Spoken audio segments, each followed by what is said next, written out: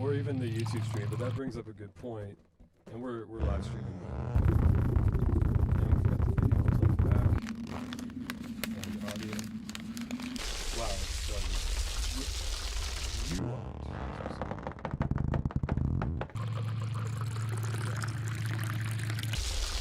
But you should see the video. Does it look good? I mean, I can't put the gallery view in the middle there yet because I've got to let all these people in still.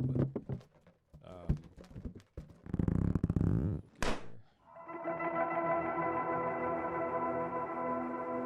Oh no, it's a separate YouTube stream. That we're playing back.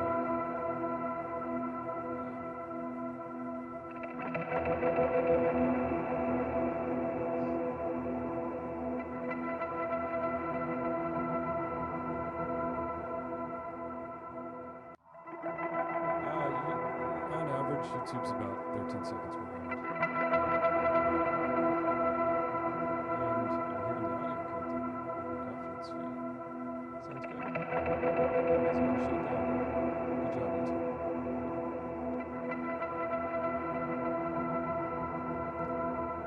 The only thing I don't like about YouTube is, even though everybody's sitting there waiting, I couldn't get it started. Usually you just have to, and I've watched other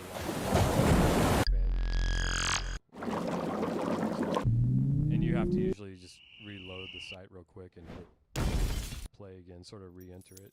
But people figure that out.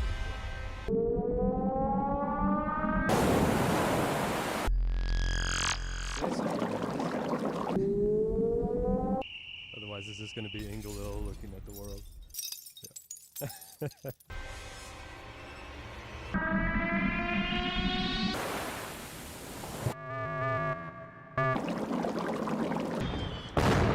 Oh.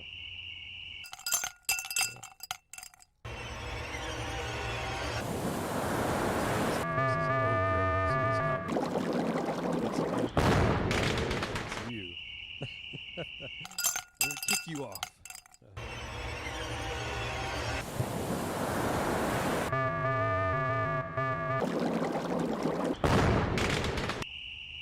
I can do the work.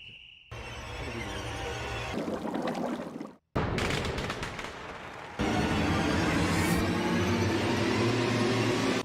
I have my 65-inch 4K. I have a brand new 21 by 9 color gradable $1,500 monitor, and I've got my home built ridiculous that I built myself liquid cooled monster. Now I've got so much running that I'm using 4.6% 10 core processor. This cuts native 8K.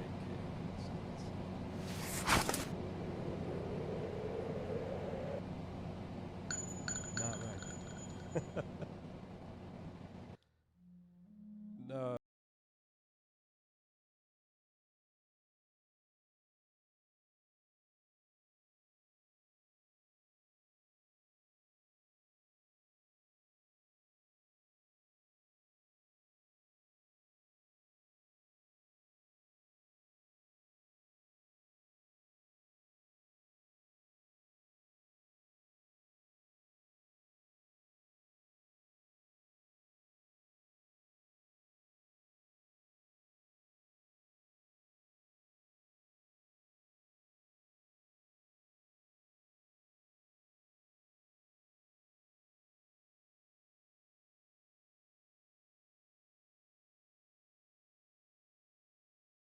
That's cool. I mean, we're gonna be completely in the cloud at some point for.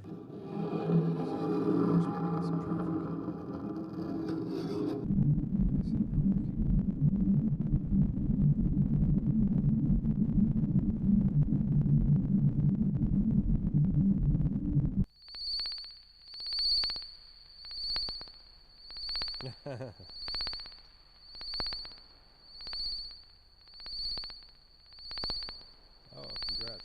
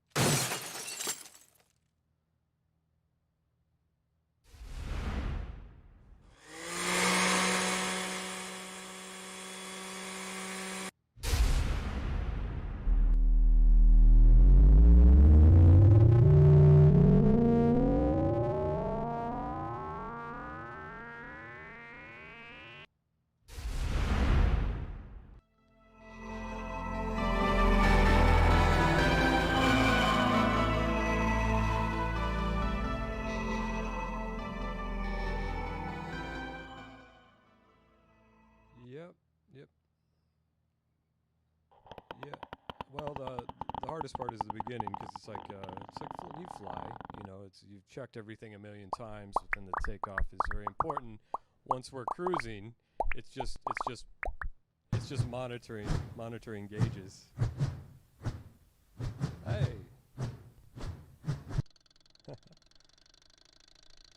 Yeah.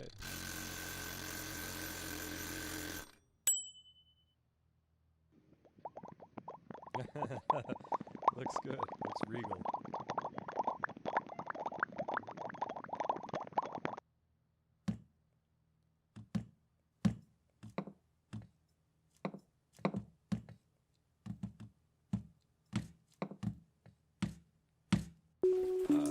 Yeah, absolutely. Go ahead and share it. Let's see what happens.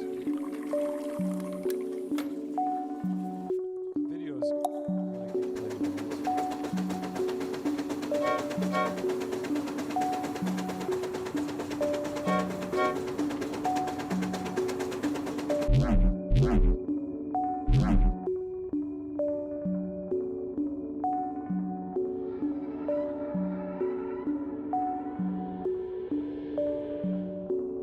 Yeah, 1 second, Mark.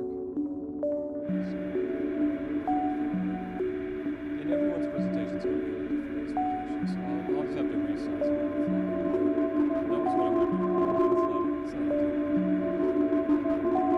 no, don't apologize. Well, it was funny because I thought everyone had 5 minutes and there would be maybe 3 or 4 slides. But some people weighed in with 60 slides each. We only had 56 slides in the whole second half of the program. So it was just like, I mean, that took me like 45 minutes to offset all of them from YouTube thing. But it looks good, as you can see.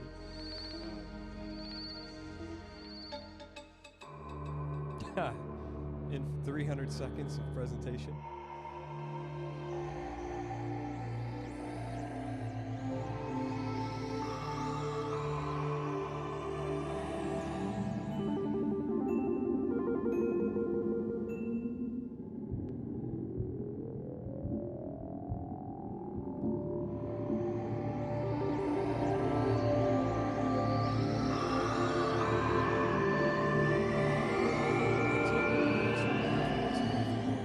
From you guys going live.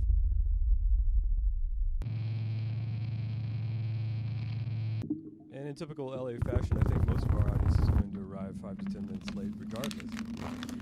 Let's get that.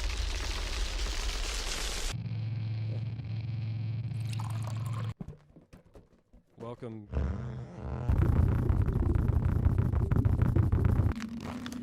I could put it is like taking off with the plane right now. It's controlled.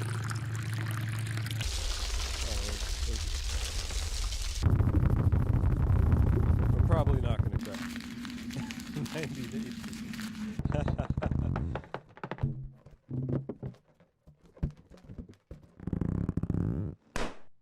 Hey, look at that better lighting from yesterday, Jose. It's nice to see you.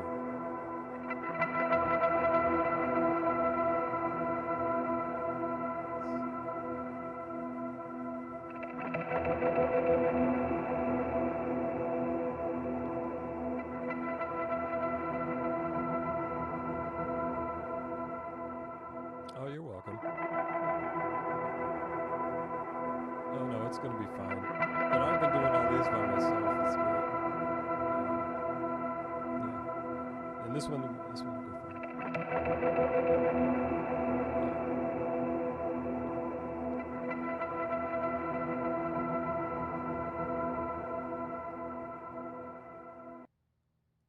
40 seconds.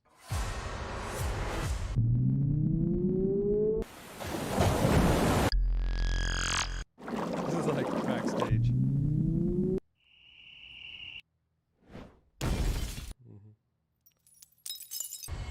Yep.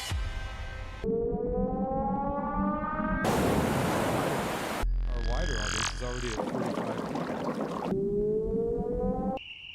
I imagine we're going to get up to 200 or 300 viewers today.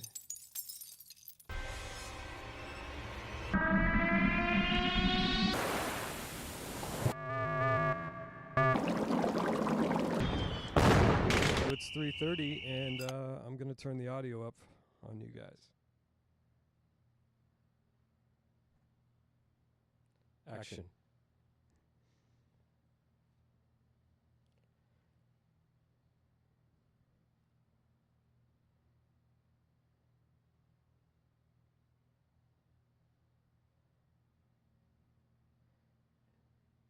And it is 3:30.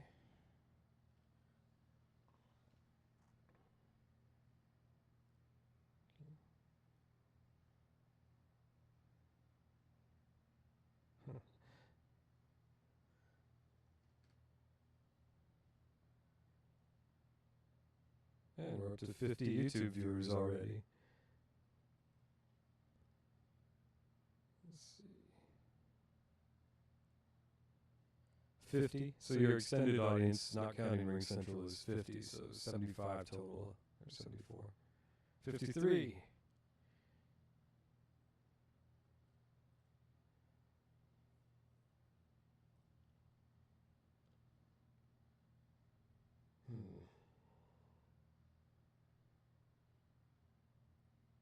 This is great. Okay, so I might just start the roll again. Yeah. And I'm going to leave your audio live just in case you want to the last one announcements. And to let our extended audience know that you're in the right place and we'll start momentarily.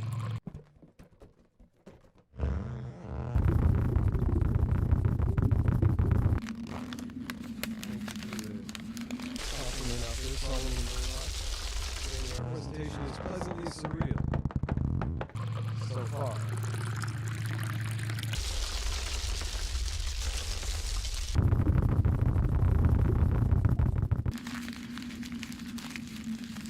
Oh, thank you. You should listen to the Woo Radio broadcast studio that I built. We don't use it enough, though. Matter of fact, if I wanted to, if I wanted to flex, I could have this simultaneously going through our Woodbury channel. But I just thought juggling all this is enough for right now. 61 viewers on YouTube.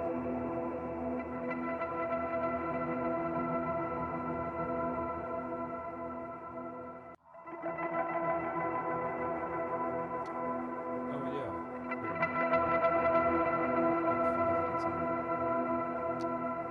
I feel like a bouncer.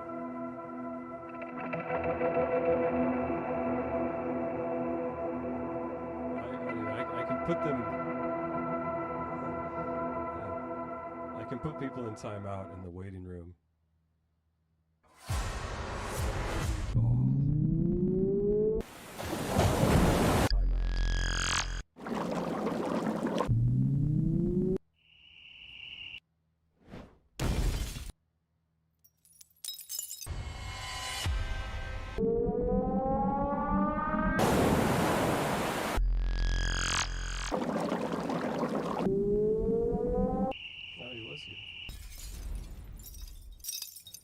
Oh wait, no, I didn't see that.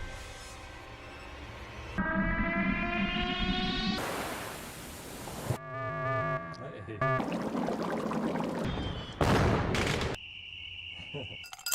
There's plenty of other slides from other presentations. I'll just put something on the screen and you can walk us through.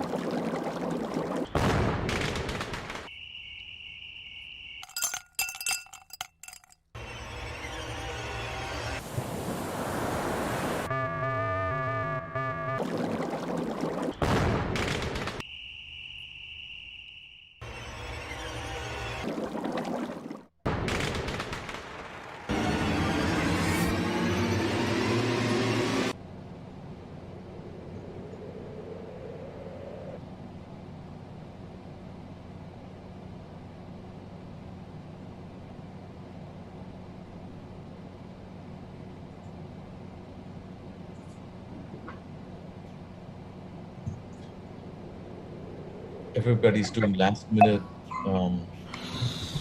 meditation.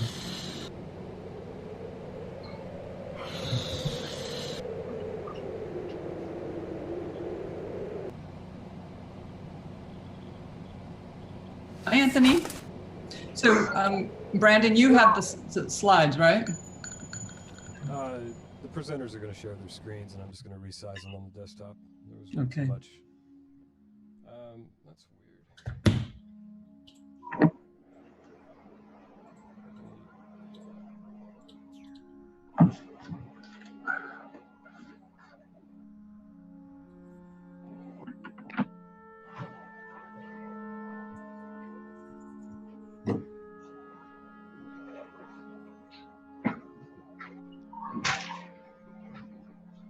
Does anyone else have the YouTube stream up right now? I have it on, but I muted it. Oh, okay. It's still live though, right? Yes, My phone Eric. decided to Yeah. not carry it anymore. Yeah, I figured we were still active because we're up to 70 viewers, but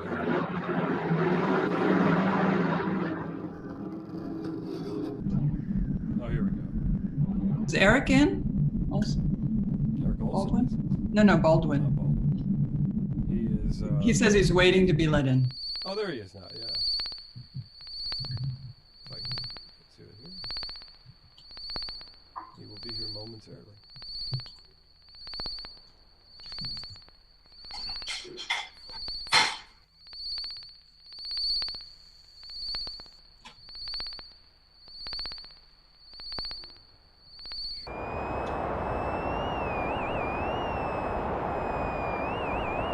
Hey, hi Eric, are you ready to run the slides and we can get going? Sounds good. Going to end the pre-roll here, and we are ready when you guys are. Action.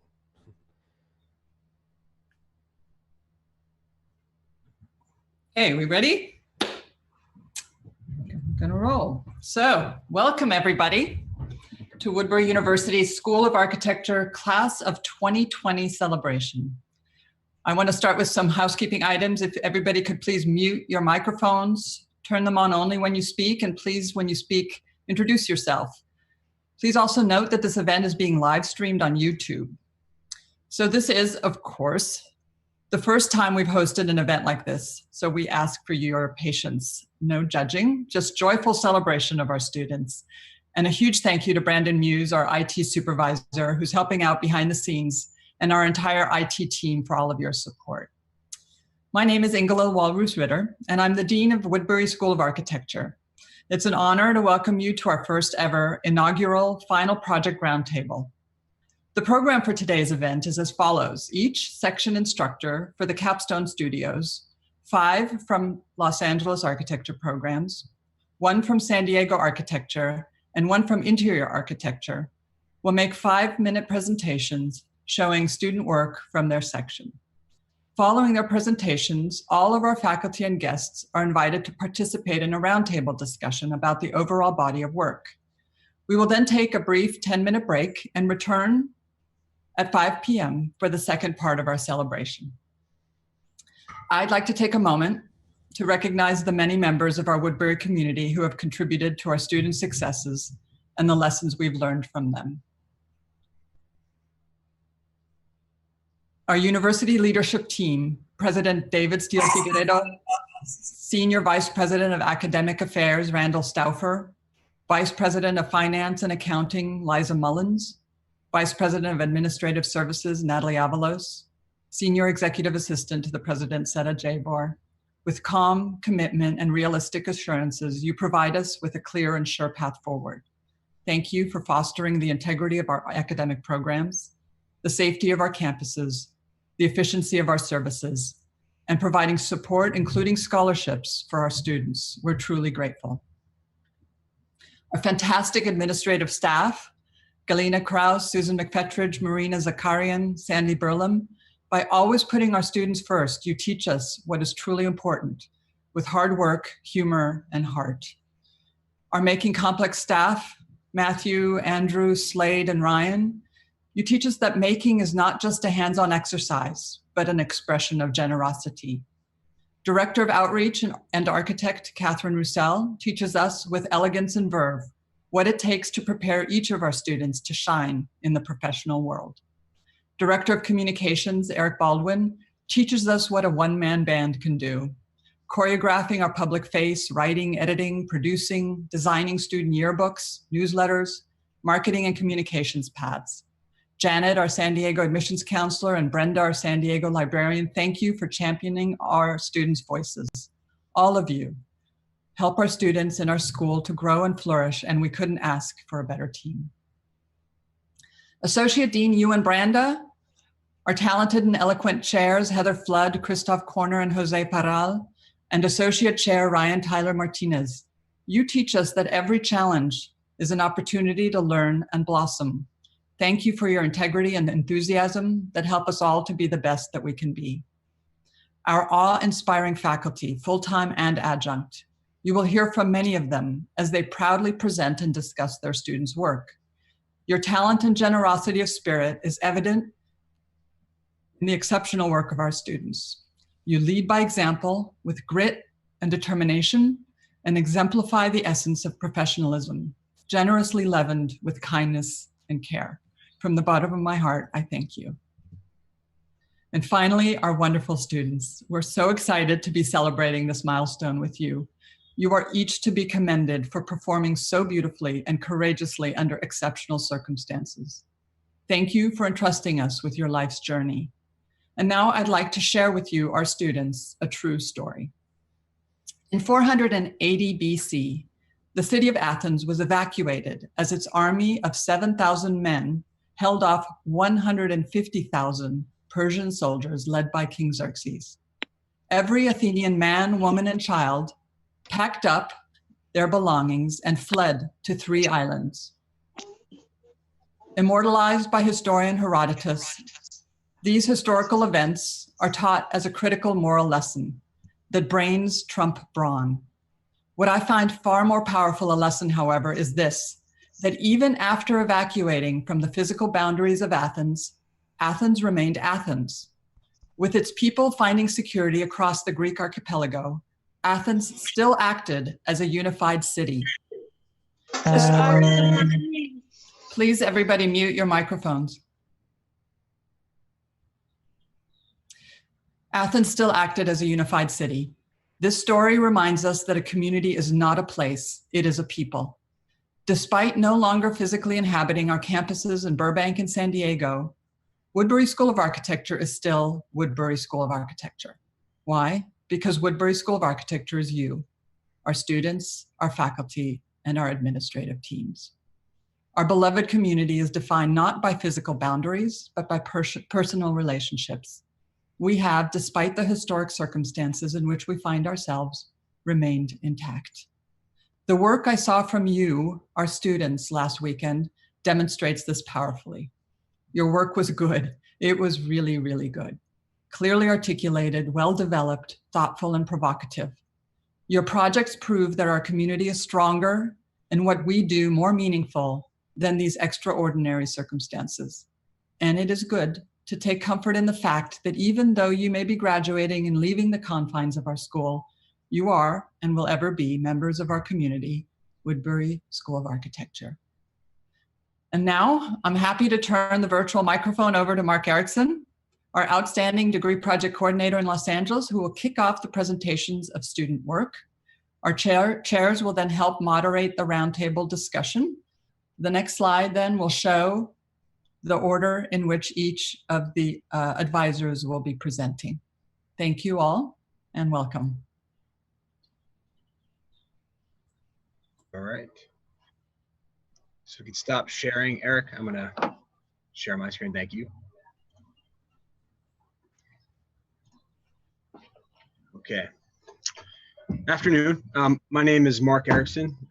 As Ingela mentioned, I'm the coordinator of the School of Architecture's 5th year degree project studio, and I'm going to go over the work of my section, which is entitled Offsets.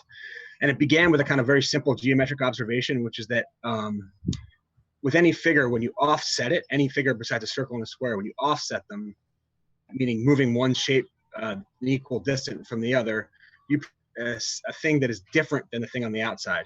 For architecture, that means that what's happening inside a building, even if the intent is to offset it with a parallel wall, is actually producing difference. Other example of this is when you do this with a scalar offset, you produce a similar shape, but you have a variable distance between the figures. So this simple problem became a kind of provocation for the studio to reimagine interior space in relationship to exterior form. And these three quotes are really important. So the first one is from Alberti, which is, if, as the philosophers maintain, the city is like some large house, and the house, atria, zisti, dining rooms, porticos, and so on be considered miniature buildings. Second quote is from Robert Venturi. Since the inside is different from the outside, the wall, the point of change, becomes an architectural event. And the last quote is from McNeil, the software manufacturer of Rhino. So this is, the offset command copies a curve so that all its locations on the copied curve are specified distance from the original curve. So these provocations really ask students to interrogate the wall and interior form vis-a-vis the geometry and software that used to create it. So I'm just going to go over the student work now to kind of to flesh that out a little bit. So this first project is by Christian Parsons, and he looked at the Abbey of Saint Denis, and he examined the relationship between different parts of the project and its transition from what he described as volume to line. So I'm not going to get into a lot of detail on these, and there's an animated section.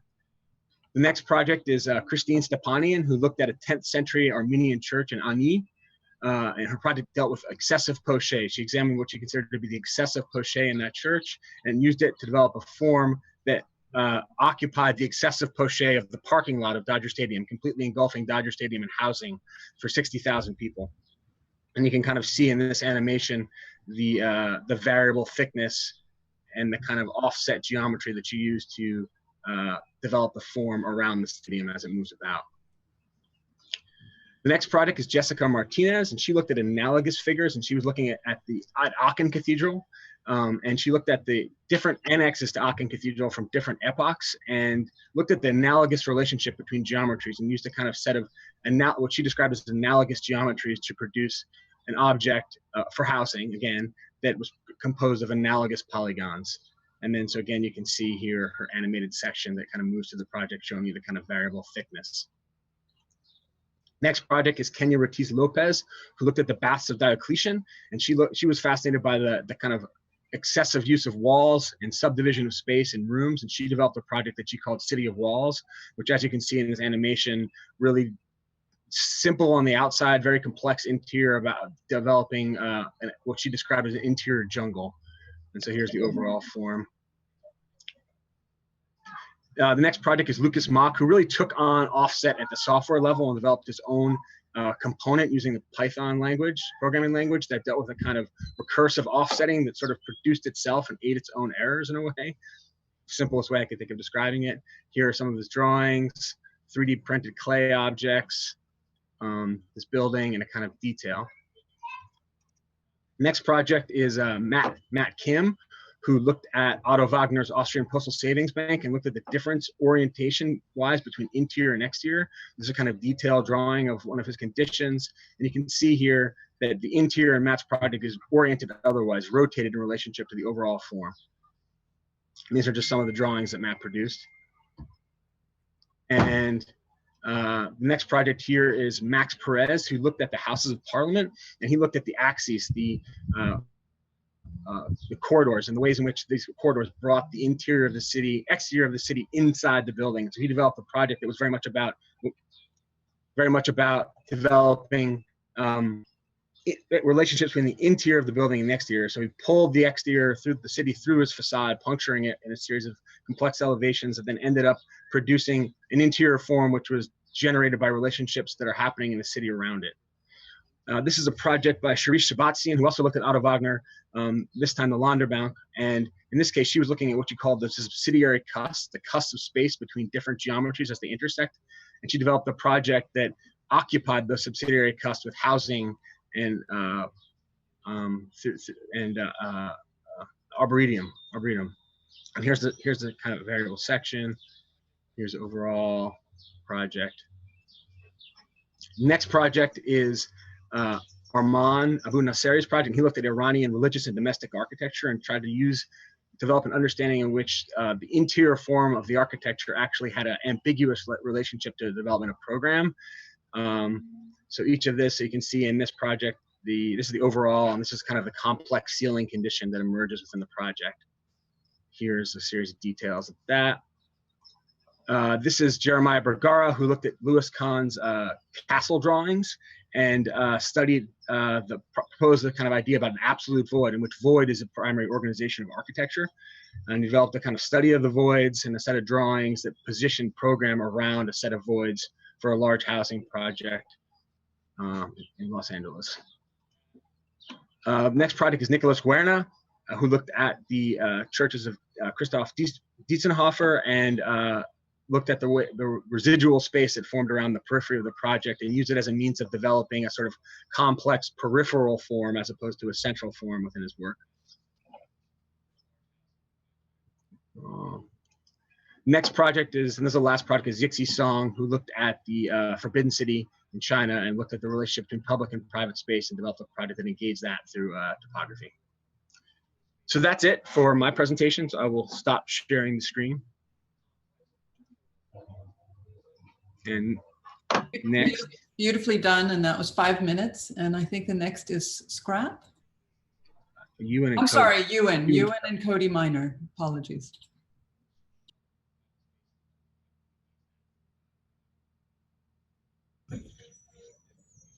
Okay, set the timer. Great. So we, Cody and I looked at the use of AI and machine learning in architecture, and specifically its application to housing at an urban scale. So everybody's project was quite large, full city block.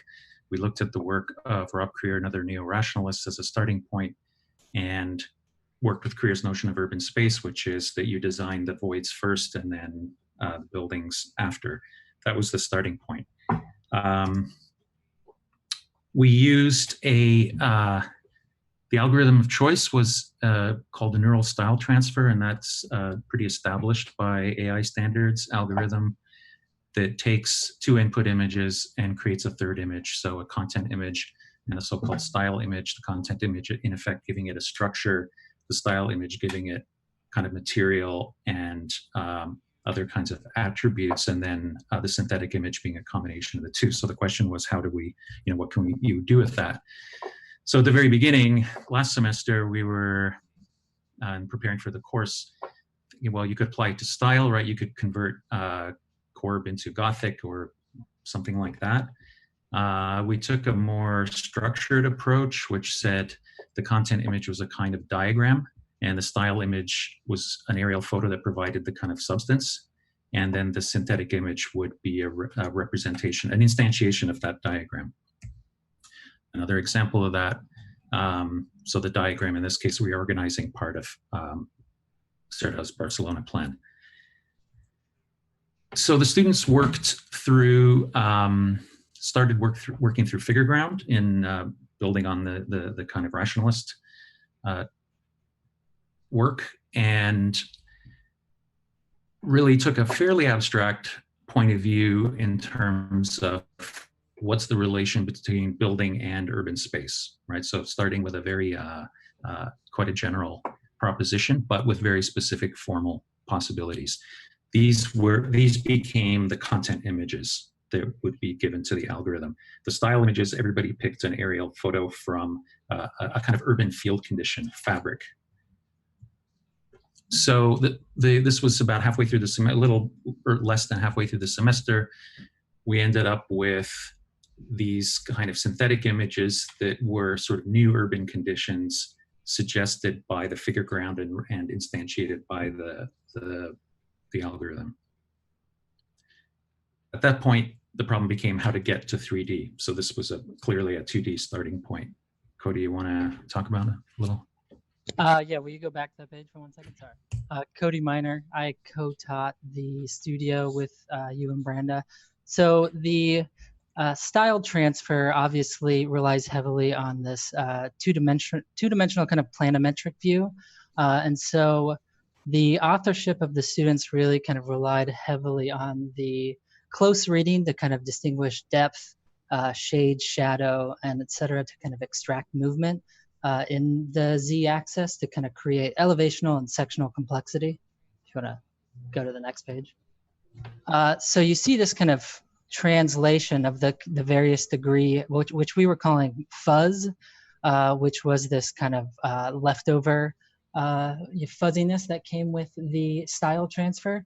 So at some point, and if you kind of read in the middle row down, the figure ground plays kind of a heavy relationship with the kind of extraction from the 2D to the 3D, where it's kind of about the totality of the project, while the ones below kind of focus on the more kind of part to whole relationship. The one directly at center focus on this idea of the kind of K that would jump out and create this kind of amalgamation of kind of objects as a kind of whole, rather than the bottom where it worked from the ground and moved its way up to a range of kind of legible parts. Next slide.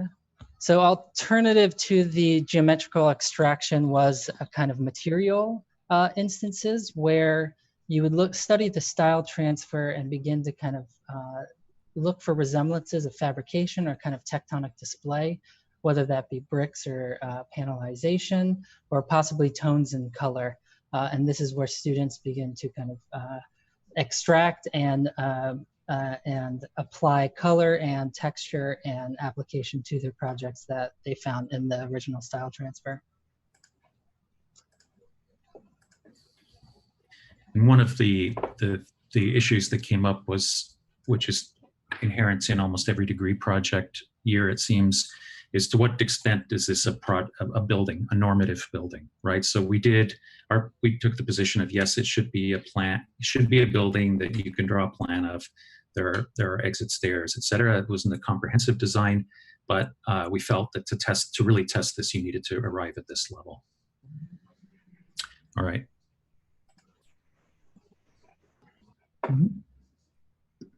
Okay, who's next?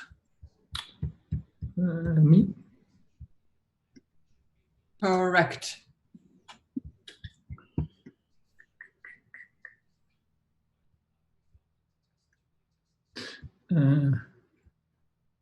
Hi, I'm Scrap Marshall, and I taught a degree project section with Paulette Singley, who will be with us shortly. So rather than explain the brief or methodology, I'm just going to fly through the work that was produced by our group with a sort of commentary with notes and comments that both Paulette and I took when we did our marathon kind of reviews on Sunday. And hopefully we'll see some of the themes and interests that arrive from that. So we took the unholy trinity of Los Angeles, tower typologies and fashion and fabric as a point of departure. And our only request for that the students do a personal, rigorous and provocative, well, hopefully provocative project. So Aaron constructed a citadel by reading and misreading lost urban fragments and objects to question how the city might be constructed in the future, and produce some spectacular spaces of performance and education. Rodney looked at land use and the extremities of horizontal and vertical organization. I don't think the slides are advancing. It should. We can only see the title slide. Oh, strange. Is that going? No, we're just still seeing the cover. Are you doing it in full screen mode? Yep. Because I think that sometimes doesn't work. We got that now? Yes. Yeah. Excellent. Sorry. So I'll just very quickly. So Aaron constructed a citadel by looking at the sort of lost urban fragments to question how a future city might be made. And he produced some really spectacular spaces of performance and education. Rodney looked at land use and the extremities of horizontal and vertical organization. So he produced a big civic utility, a megastructure of sport and leisure, of layered programs and use. You can see a dense project with really complex drawings. Weidong proposed an art basel for the arts district with a key question of core and envelope, and a juxtaposition of stone and steel, kind of weight and detail. And he crafted these kind of intense, sort of visceral and hopefully creative spaces. Ashney disregarded the conventions of your major and your minor degree and used both her areas of expertise in a study of body and clothing at an urban scale. So she translated this into a tower composed of layered, colorful, and textural spaces. Haley questioned another type of fabric, the existing horizontal fabric of Los Angeles, and proposed a new vertical condition for that. So lots, buildings, and gaps in the city became textural, apertures, circulation, and inhabitable spaces. And in this model, you can kind of see what these textile enclosures might offer us. Jesse also questioned enclosure, but this time through ornament, and not 2D and applied, but three-dimensional and inhabitable. So he proposed a bold mixed use of housing and social and education spaces for all cultures. Annie was architect, engineer, biologist, agronomist, and possibly a zookeeper in a proposal for a new nature center for California. So she hybridized the human and natural worlds in the form of a tensegrity tower where nests of learning and leisure can occur. Joshua used natural processes as a metaphor to rehabilitate the carcasses of disused buildings. I thought this was a fine exploration of a kind of radical preservation and aggressive renovation. Nicole looked at lace, ceremony, and verticality, accompanied by some pretty prolific traveling companions in the form of Botticelli and Duchamp. And she had to define a way of drawing and modeling to explore and present the complexities of such an undertaking. Quite beautiful drawing set. Evelyn looked at soft pareidolia, where the strange and familiar replace the heavy and brutal. So bears become towers, but not simplistic, but thought-provoking. And maybe they expose the wonderful tactile qualities of such an architectural proposition. Any form of questioning the tower would not be complete without a reevaluation of architect and developer John Portman. And in this study, Jose tried to out-Portman Portman, where this kind of lovely study of the relationship between atrium and envelope was pursued. Sajal continued Bruno Taut's search for a crystalline architecture, where she explored geometry, color, structure, and space, and a project that was as well read as it was drawn. Jason gave an elegant warning in regards to the imperatives of automation and endless consumption. Jason organized the complete cycle of wool production within a new urban condition, from a sort of sheep to garment production, and touched on lots of issues, including the rural and the urban, where agrarian cores and sheep nesting in a city setting occur, but eerily kind of devoid of human inhabitation. Miguel took the wool and fabric further and crafted quite a compelling urban artifact of these woven materials, maybe appearing as a figurative loom, where he weaves structure and facade up and down to the grain of the building. And the interest here maybe is that this beautiful envelope hides the banality of the stock exchange and banks of computer servers within. And finally was Jesus, whose tower for virus and disease control is depressingly timely. But it was an exhaustive study of spatial organization, climatic considerations, notions of control, but always from the view of the architect and designer, where aesthetics were as important as structural and mechanical considerations. And again, this project was obviously radical, but yet somehow careful, which we think that most of the projects actually the students got to.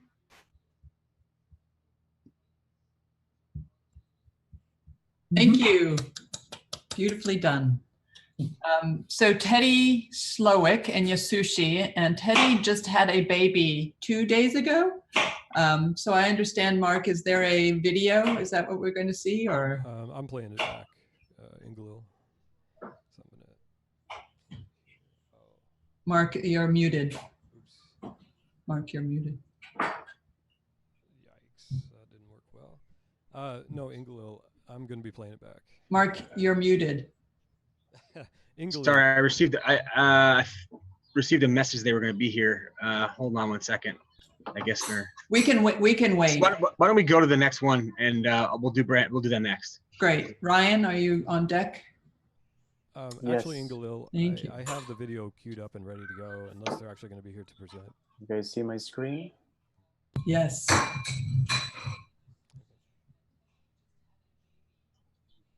Is the slide working? Yes. Great. Technique. Great. I'm Ryan Martinez. Administrators, faculty, student, family, friends, thank you for joining us on such an important day, a day in which we recognize our graduating students. Class of 2020, congratulations, guys. I know a lot of hard work went into this. Really proud of you guys. So I taught 2 sections this semester, one undergrad degree project studio and one graduate thesis studio. And before I introduce my studio, I wanted to talk about the type of architect that Woodbury cultivates.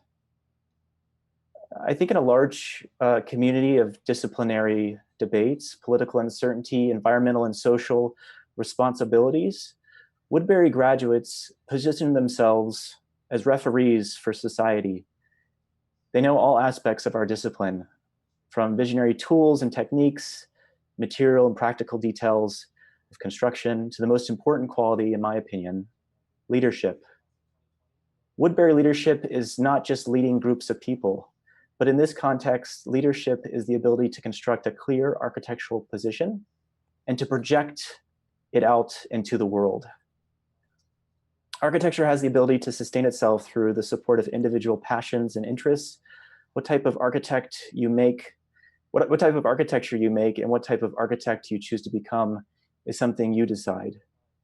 We cannot control the world around us, no matter what types of difficulties we face. However, there is something you can control. It's your job to do your work and to contribute your thoughts and ideas out into the world.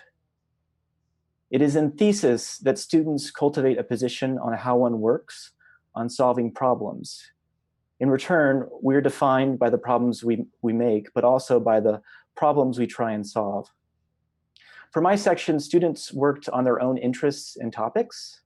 The class was broken into 4 parts: technique, how; architecture problem, what; context, where; and theory, why. Within each part, students created and redefined what architecture could be. The ultimate aim was to create a body of work which acted in parallel with traditional architecture contingencies such as site, program, precedents, codes, budgets, and politics, while also focusing on authorship, form, shape, tectonics, representation, and theory within the context of a clear thesis or degree project. Projects included a gym in downtown Los Angeles that focused on volumetric fuzziness of silhouettes, a contemporary art museum which focused on all things graphic, the defamiliarization of domestic typologies in San Francisco, the exploration and relationship between food and architecture as a design tool, redesigning senior living with non-contextual contextualism, creating housing with linear composition and graphic figurality, studying profiles and composition for a library in Helsinki, Finland, revisiting ambiguity through the design of a brain center in Las Vegas, redesigning the US-Mexico border wall with housing and medical facilities, challenging the production of traditional orthographic drawings within a digital environment, creating a floating circle for Los Angeles, cultivating a Black aesthetic in architecture to the design of an ADU in Watts, recognizing architectural history in plan but not in section to the design of a tech campus in Playa Vista, creating envelopes by researching interior decoration as exterior ornament, redefining dynamic stepping envelopes in downtown Los Angeles, and exploring the line and the knot in New York City. All this work signifies and defines Woodbury Architects. It's a body of work which identifies a very important time in the life of an architect, which shifts a transition from the end of one's academic career to the beginning of their professional career. And with the graduating class of 2020, I remain confident in the direction and developing pedagogy and project we call architecture. Congratulations again. Brings me much joy and optimism in knowing that you are the future of architecture. Thank you very much. Thank you, Ryan. That was beautifully done. By the way, Ingalil, I have Yashushi's video queued up if you want me to play that back. That would be perfect. Thank you, Brandon. Give me one moment.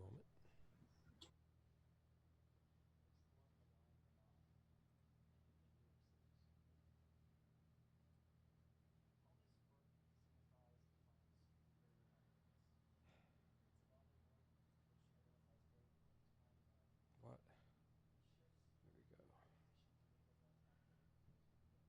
There we go. And everyone can see that. So this is a presentation for a section taught by Teddy Slavic and myself, Yasushi. Unfortunately, neither of us can make it today, and apologies for the low voice because I'm recording this at night. The name of the class was a joint venture. The class began in the fall with a seminar taught by Teddy, researching and fabricating Japanese joinery. This is the example from phase 1, where each student was assigned a Japanese joint and were tasked with reproducing the hardwood joint via analog fabrication methods. Here are examples from phase 2, where students are paired up in teams and asked to hack, cannibalize, and hybridize their two joints into a new series of formal and material explorations. Each student produced one new model within 12 by 12 by 18-inch constraints. And leading into the spring semester, they were given the site and the program. We picked the new LA Metro site in Little Tokyo on 1st Street across from the Japanese American National Museum. To contribute to the ongoing Housing Plus initiative at Woodbury, the students were asked to develop 100,000 square feet of microhousing units, as well as researching and proposing a second plus program to share the site and interlock with housing. They were allowed to choose manufacturing, institutional, or even industrial as their plus programs. Students were then asked to identify a critical chunk of their project to develop and test their formal strategies. The chunk had to include a portion of both the residential program as well as a critical component of the plus program. It also had to show formally provocative relationship occurring between these two radically different programs.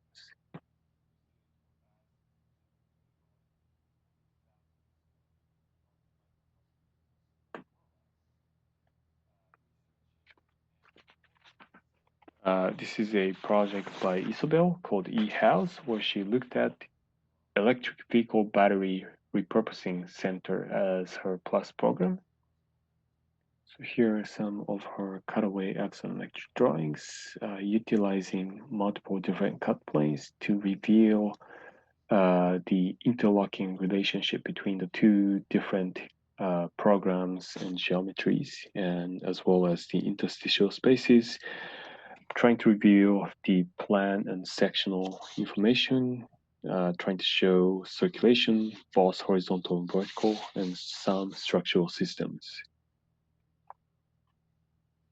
This is her superchunk exploded axonometric drawing, which articulates the tectonic details, material variations, and degrees of transparency and translucency, etc. Section perspective drawings that also incorporates the site context.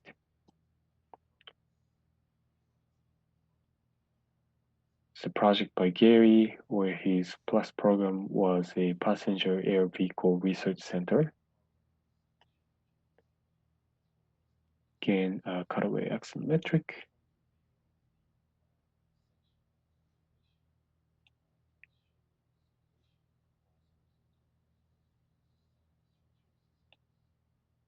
And the superchunk exploded axonometric.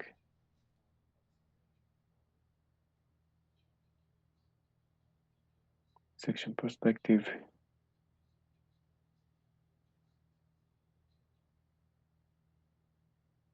It's a project by Christian Bolling. His plus program was biofuel refinery. So starting from the Japanese joinery study, I would say the class was really about the interlocking relationship between two radically different geometry and the program, and the what kind of interstitial spaces can emerge, and what kind of tension can occur in between these two different entities, etc., etc. Thank you. Thank you. That was nicely done. And Teddy has just joined us, just came back from the hospital with his baby. Welcome, Teddy. And congratulations. Glad to be here. Perfect timing. You look well rested. Anything but. Anything but. Okay, so David Pearson, I think. David, you ready to go? I am. Excellent. Hi, everyone. I'll share my screen. Okay.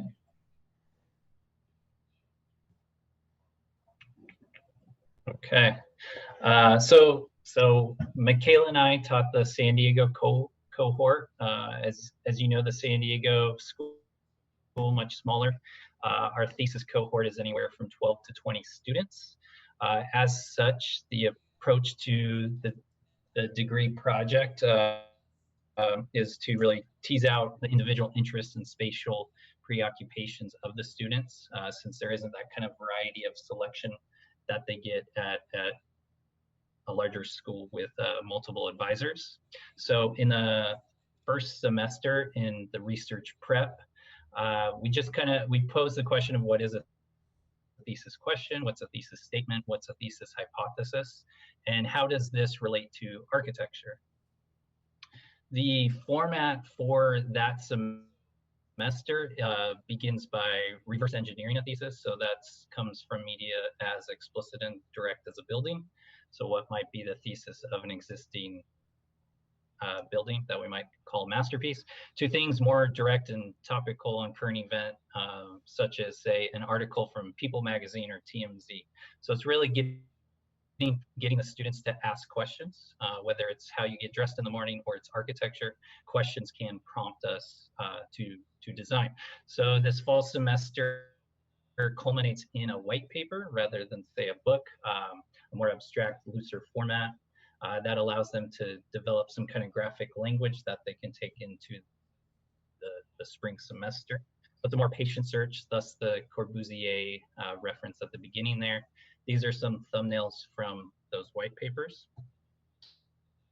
The spring semester starts off with a 2-week charrette, so we shift more to an Iggy Pop mentality of search and destroy rather than creation as a patient search. So the students are asked to put all these ideas, this kind of architectural brief that the white paper poses, and give us some kind of form, some kind of building. So that relates, or it could take the form of, say, these small typological sketches that Joe has here of different interment typologies for cemeteries and burials, to looking at different kinds of atmospheres, to the kind of juxtaposition of infrastructure and architectural intervention, or a mural, or in a mural. So this is all taking place in the first 2 weeks of the semester. Then we move to mid-review, just like kind of everyone else. And the intent of mid-review is to get students to not only give us some architecture, but also tell us about the tactics, the strategies, and the methodologies that they've designed that are unique to the way they're approaching the work. So in this case with Lima, it may be the relationship between individual gamer for an esports arena and a kind of geometry that takes into account, in this case, a Mobius strip and sight lines. It could also look at large-scale ag irrigation and how that might relate to an architectural tectonic in a human scale. Or it may be a kind of absurd juxtaposition program mashup. In the case here with Jackie Walker, she looked at a brutalist era USPS distribution center and how can she convert it into a horse quarantine facility for horses coming from all over the world to the Del Mar racetrack.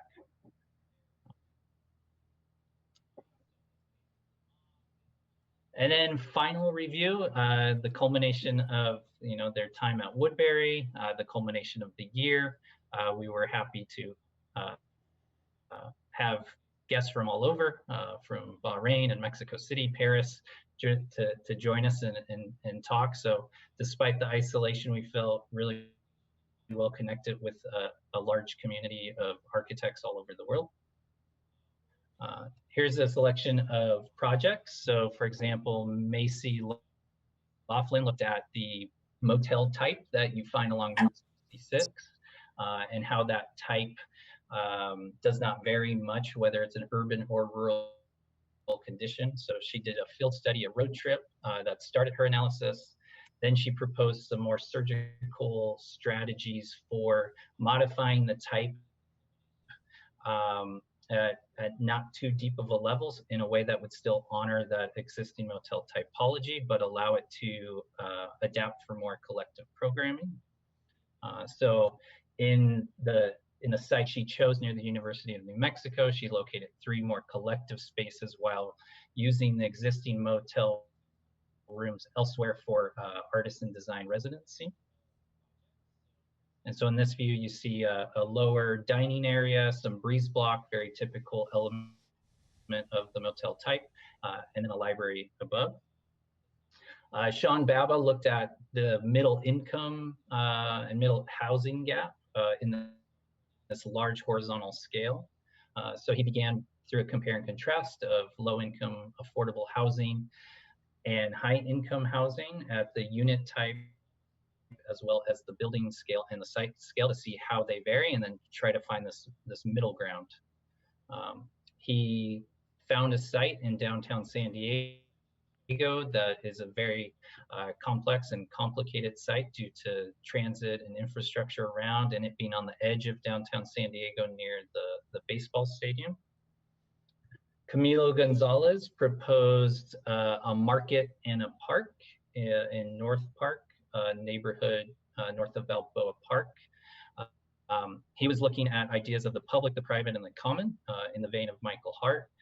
So he has an open air public space. He has a commerce market, so for profit, but then he has this more common area under this cantilevered roof structure that becomes the space that's more informal and flexible for users to kind of negotiate ad hoc in how that space is maintained.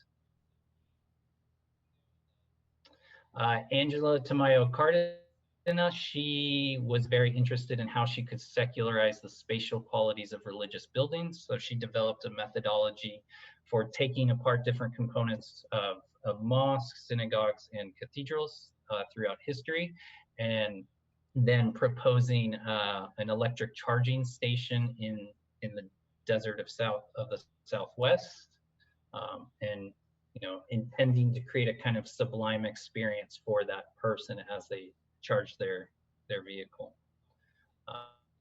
And then finally, the last project we'd like to show is Aaron. He probably worked at the largest changes in scale. He grew up in the Central Valley and in the town that actually has the worst air pollution in the U.S. So he began by looking and just thinking in that scale of the Central Valley, taking in so much of that poor air quality from the Bay Area, as well as the land use in the Central Valley from pesticides and such. And he worked through these large irrigation arms and how they could house program for the laborers, such as bathrooms and resting quarters, break rooms. He looked at different ways that air quality could be cleaned from low tech to high tech. And again, looking at different scales, and then ultimately proposing a relocation of the California State Bakersfield Ag Department to this area. So this site, which is very large, that works its way down from the Jeffersonian grid, now includes large ag, regenerative ag, permaculture, research buildings, housing, academic buildings for a variety of user groups. And so finally, we just want to say thank you to our students, kind of reiterate what's already been said, but just thank you for your hard work during this times. And it was a pleasure to have the ongoing stimulation from everyone. Thanks. Thank you, David. Now we're wrapping it up with Heather Peterson from Interior Architecture.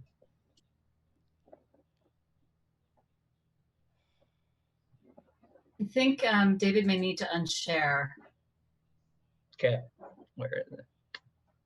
There you go. Okay, great, thank you. Can everyone see?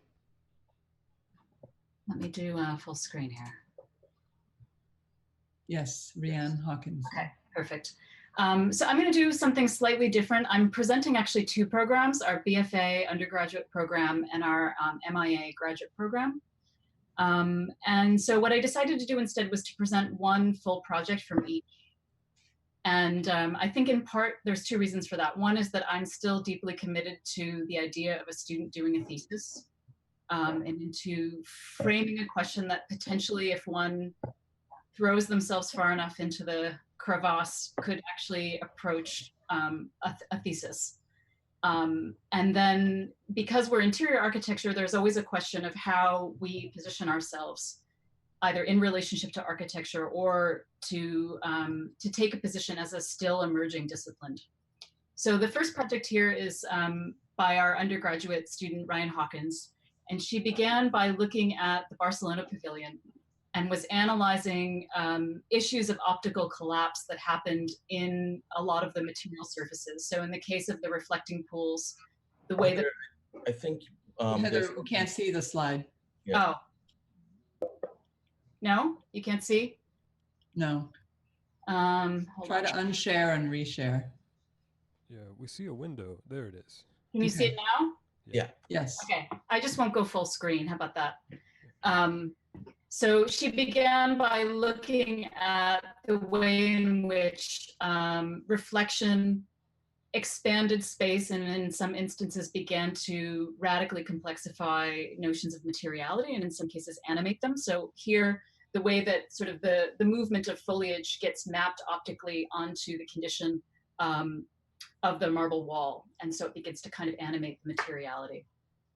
She also looked very closely and did a kind of deep reading of Marcel Duchamp's Large Glass as it was cited in the Philadelphia Art Museum, and thought about that as simultaneously a kind of threshold and aperture that collapsed foreground, background, near and far, and began to act as a kind of two-sided or two-way sort of incidence of trafficking space.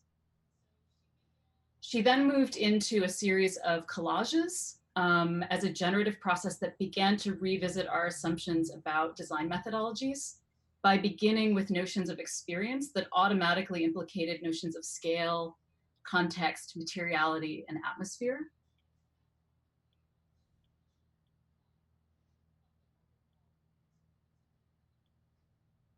And then moved into a design proposal. It's a house And there's a series of apertures throughout the house that essentially work in both directions. So here we're at the front door looking through a kind of peephole. And one thing she began to consider was notions of scalar play and the kind of pairing of spaces that become welded through notions of aperture. So I'll just move through a series of these things.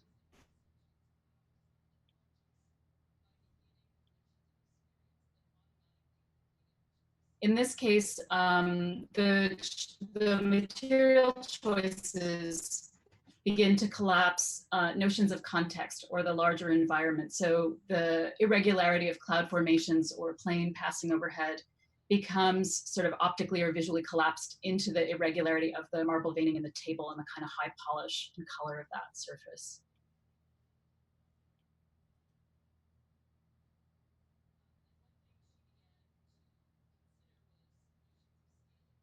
She also began to think about the way that aperture renegotiates how the body is sort of seen and sees.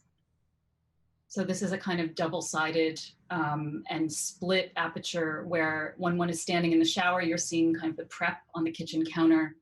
And one's standing at the kitchen counter, you're potentially seeing someone sort of bathing.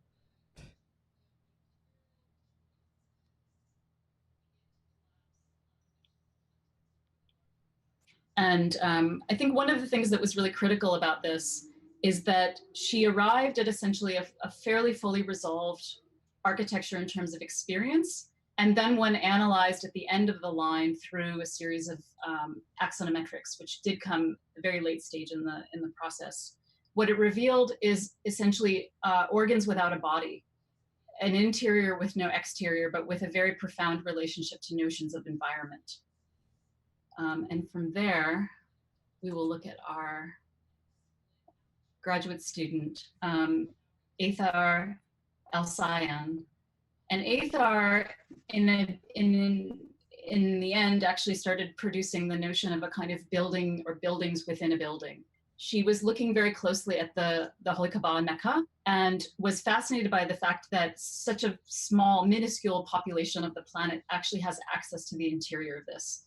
So if there's nearly 8 billion people on Earth, I think if my memory serves me, there's about 1.8 Muslims on the planet and only 5 people that can actually enter the interior that have religious permission to enter. And so this was a departure point for her, the notion of interiors that are extremely rare in terms of their occupation or their visibility. So she began to kind of map how these populations and times of year against Western and non-Western forms of marking time were played out. And then began to look at how we can actually navigate around through ritual and orientation some of these things. So the diagram on the top is the conventional circulation around the Kaaba, which is 7 repeating counterclockwise cycles. And then she decided to execute all of this research through an exhibition of the Kaaba in the National Building Museum in Washington, DC. And so she began by looking at ways in which to preserve the counterclockwise ritual of circulation, but to kind of readapt it to the particulars of that actual site. And then also began to look at issues of orientation. So the way that the Kaaba is actually sitting off axis from cardinal north, and how the exhibition would then have to kind of sit against the orientation of the building in DC.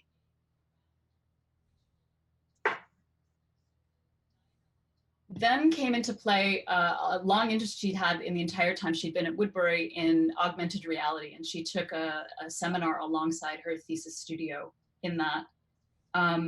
And this began to play at notions of sort of admittance. Who has visual or physical access to something and why? Why is admittance prohibited, either because something no longer exists, it's no longer extant, or there's some form of religious, political, or physical constraint. And one of the things that began to come up was how one exhibits architecture, because of course the vast majority of architecture cannot travel. One has to go to it, so there's notions of pilgrimage, which calls into question all sorts of issues about how we actually display actual architectures, not just representations of them. And these were the physical artifacts, which were real parts of the original Kaaba. And this began to engage in a question of the story of the ship of Theseus, which is that when you begin to kind of replace parts of a building at a certain point, if no original parts are in play, how do you begin to identify issues of authenticity? And so what the project eventually broke down into was distinctions between physical and non-physical. And there were three components to that. So within the physical, there was the notion of partial replicas. And she worked really closely with scholars to try and figure out what were the loopholes to be able to produce parts of the building without getting herself into kind of doctrinal trouble, and then which parts of the exhibition were real artifacts or part to whole relationships. And then the non-physical was a series of AR overlays, where the AR is highly dependent on the kind of signaling or the pointing of the physical.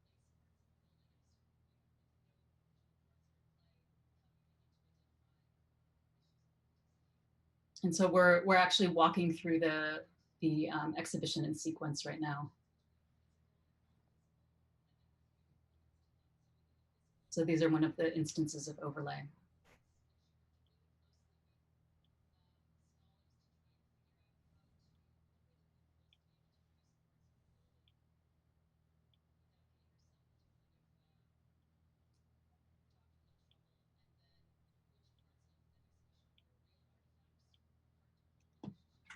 And that's it. Thank you. Thank you, Heather.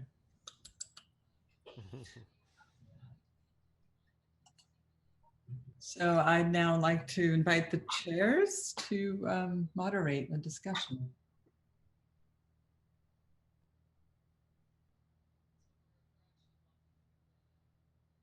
Well, let's not all jump in at once. Hi, I'm Heather Flood. I'm the chair of architecture in Los Angeles.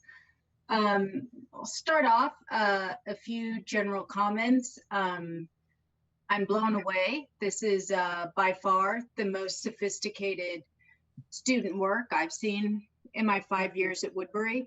And what I mean by sophistication is that there's a degree of formal, spatial, and tectonic resolution in the projects that I have not seen before.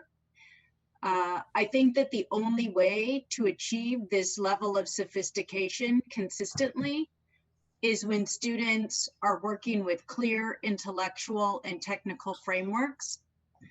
Those frameworks are provided by their instructors. I really think that teaching architecture is teaching students how to work, how to make things, how to think about things.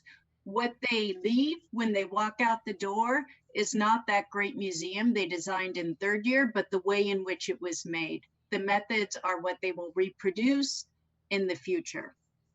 And every degree project thesis section had very clear methods that the students were working with, which allowed them to generate a degree of consistency and coherence across projects within a specific section. But then my question to all of the instructors is, where do students locate personal agency in the development of the work? And anybody is free to answer that.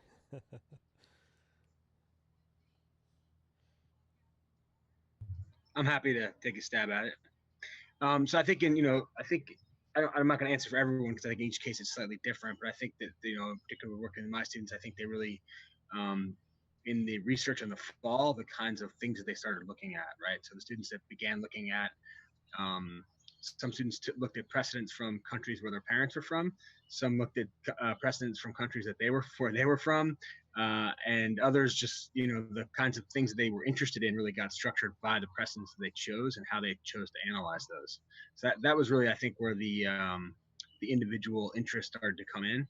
And then also, I think they also brought with them sets of skills and techniques that they had already acquired, that they had honed that were different than each other's, right? So and then so that allowed students to start to take slightly different techniques. The biggest, so I think of Lucas engaging software in a particular way, versus someone like Kenya, who had a very kind of graphic and super exciting idea about engaging the city. So I think there was sort of different interest in terms of those kinds of techniques that, yeah.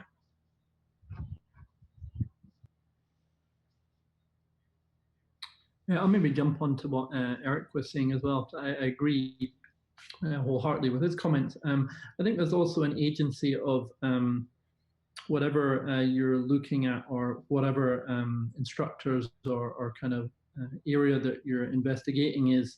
Students have the agency to kind of cut through all the noise that you're giving, right? At certain points of our term or our year, we're chucking everything at them, the kitchen sink, books, details, technical.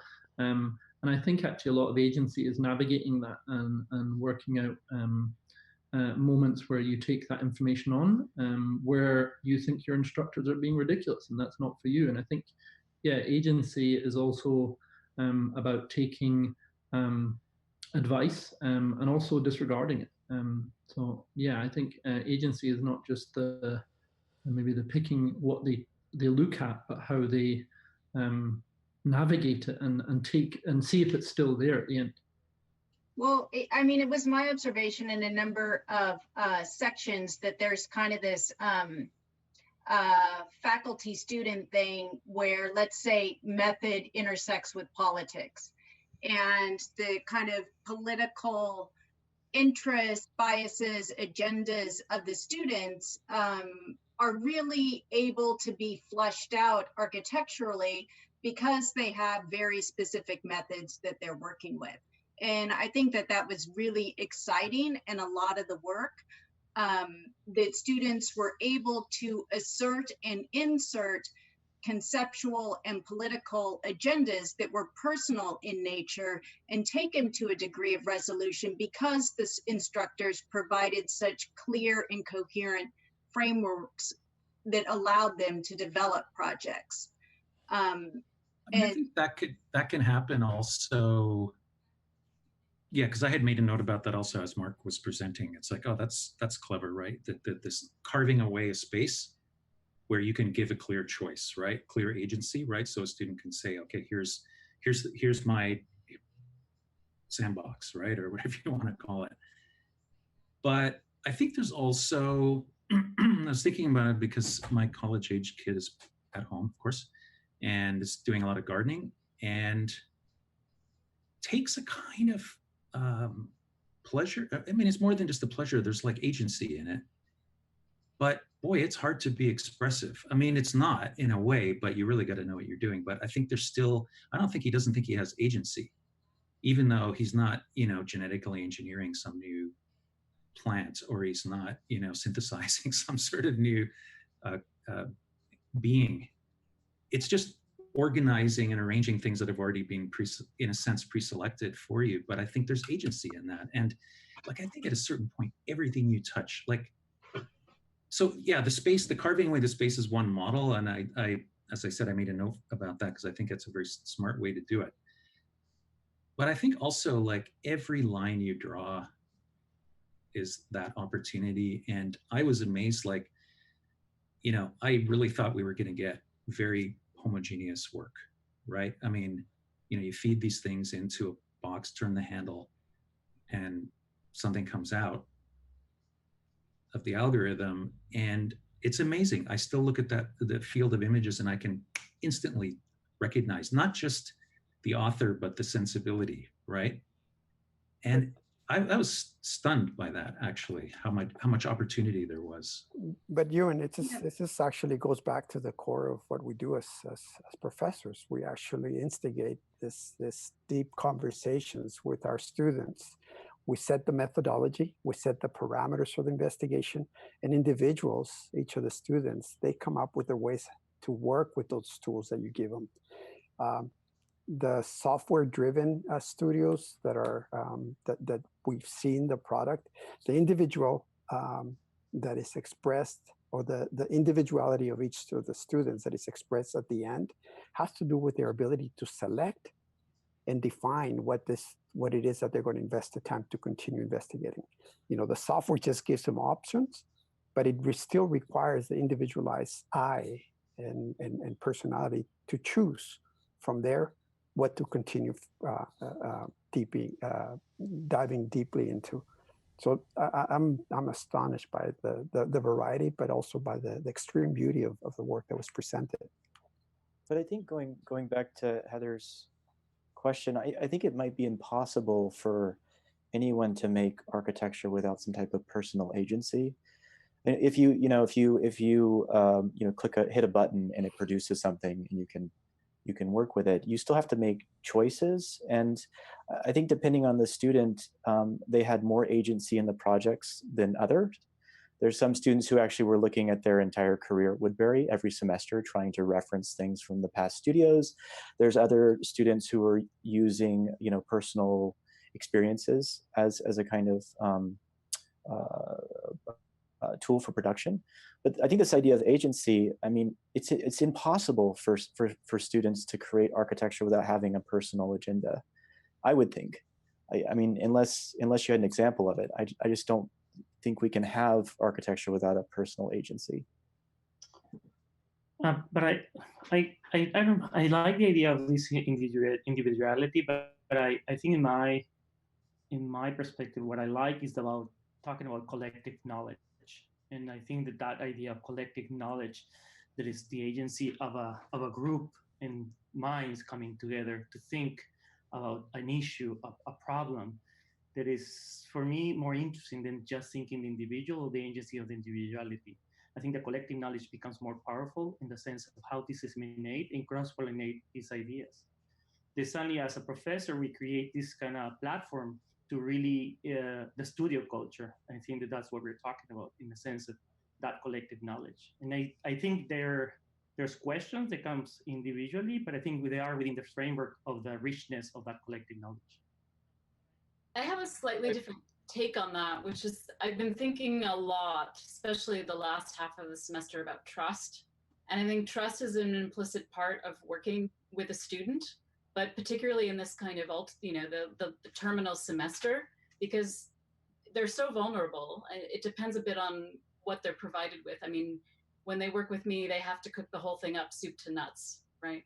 And so they're kind of extra vulnerable because there aren't any programmatic prompts or kind of site prompts to get them off the ground necessarily. And I've been thinking about how that's been kind of raised to the power of 10 in this new paradigm of teaching, where I was frankly very terrified when we broke for spring break, because I thought they're just going to disappear.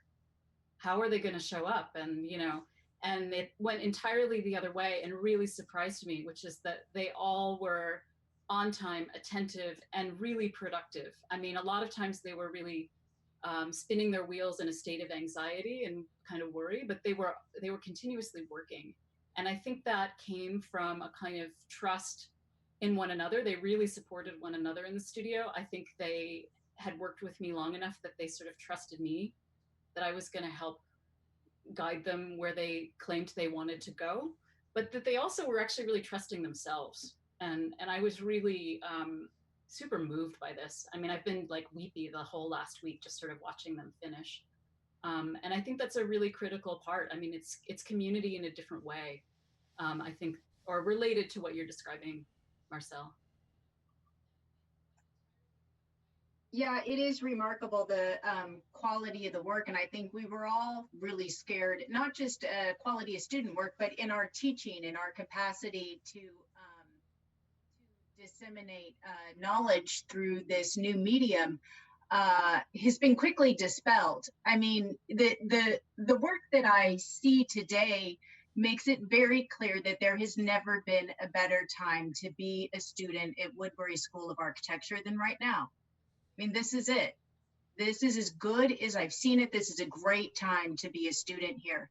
And it's remarkable that that's the case in the midst of these crazy circumstances. And that's to the credit of all of the faculty, the admin, and the students. And I do think this issue of culture in two ways. One, you know, a huge shout out and thanks to the entire faculty who, you know, those who work in the trenches from first year through fifth year, who are cultivating in students excellence, skills, passion, to get them to this moment. But also I think in these, it is nice to see these kinds of microcultures emerging within the school. And the idea, someone once said to me that architecture doesn't move forward by individuals, it moves forward through movements, and that good schools cultivate movement. I don't know whether that's true, we can see, but that's certainly something that it's interesting to see the different movements that have been presented today by all of you. And that, you know, there isn't a loss of agency or conceptual terrain that is personal and individual coming from the students. I have one last thing that builds on your very last statement that just occurred to me last night, and I think it like if I were a student, I would want to feel this way going out in the world, especially now. And I apologize to my students; they've endured two semesters of music production analogies, so it's only fitting that the final one is another one. But I used to think that the students were the songwriter and the professor was the producer, right? You kind of sweetened it up, you made it, you packaged it, you helped them kind of get it on the wall, right? I actually think it's the other way around now. I think we're the songwriters because we're there at the beginning, right? Like when you're conceiving of the studio, you have some sort of bare bones, vague idea of what this thing could be. And the student is actually the producer because they're the ones that give it tangible form, right? And a sound. And so it's a different kind of agency. Like I just think it's not like an author on author problem, right? There's a different, so anyway. Last one of those to my students, I promise.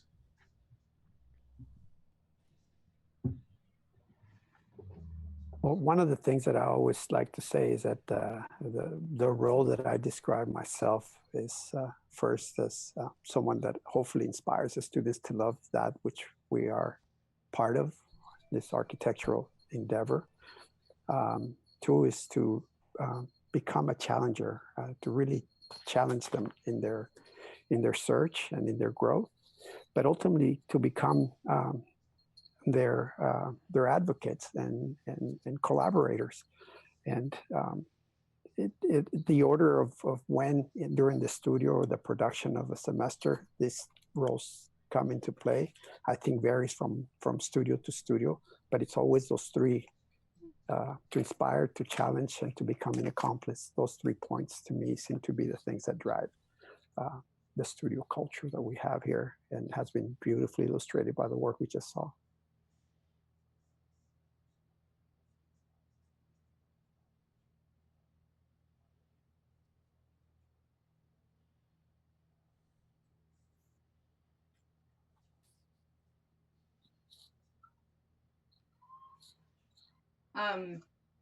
I can keep going. One other thought I had, no, but I mean, I do think that in my opinion, it's a mandate that final projects, degree projects, thesis projects have to be radical. And what I mean by radical is that they in some way challenge the fundamental nature of architecture. And I think all of the sections, the work that we saw today takes that on from a different perspective. So, you know, the things that I saw in Ewan and Cody's section seemed radical in terms of method and really kind of challenging the ways in which architecture is generated, which through these AI systems is far from typical. But in all of the sections, the kind of moment of radicality is located at slightly different places. And I'm curious to know where any of the instructors could name their kind of radical moments, where they're challenging the fundamental nature of architecture, and in so doing, speculating on what is possible.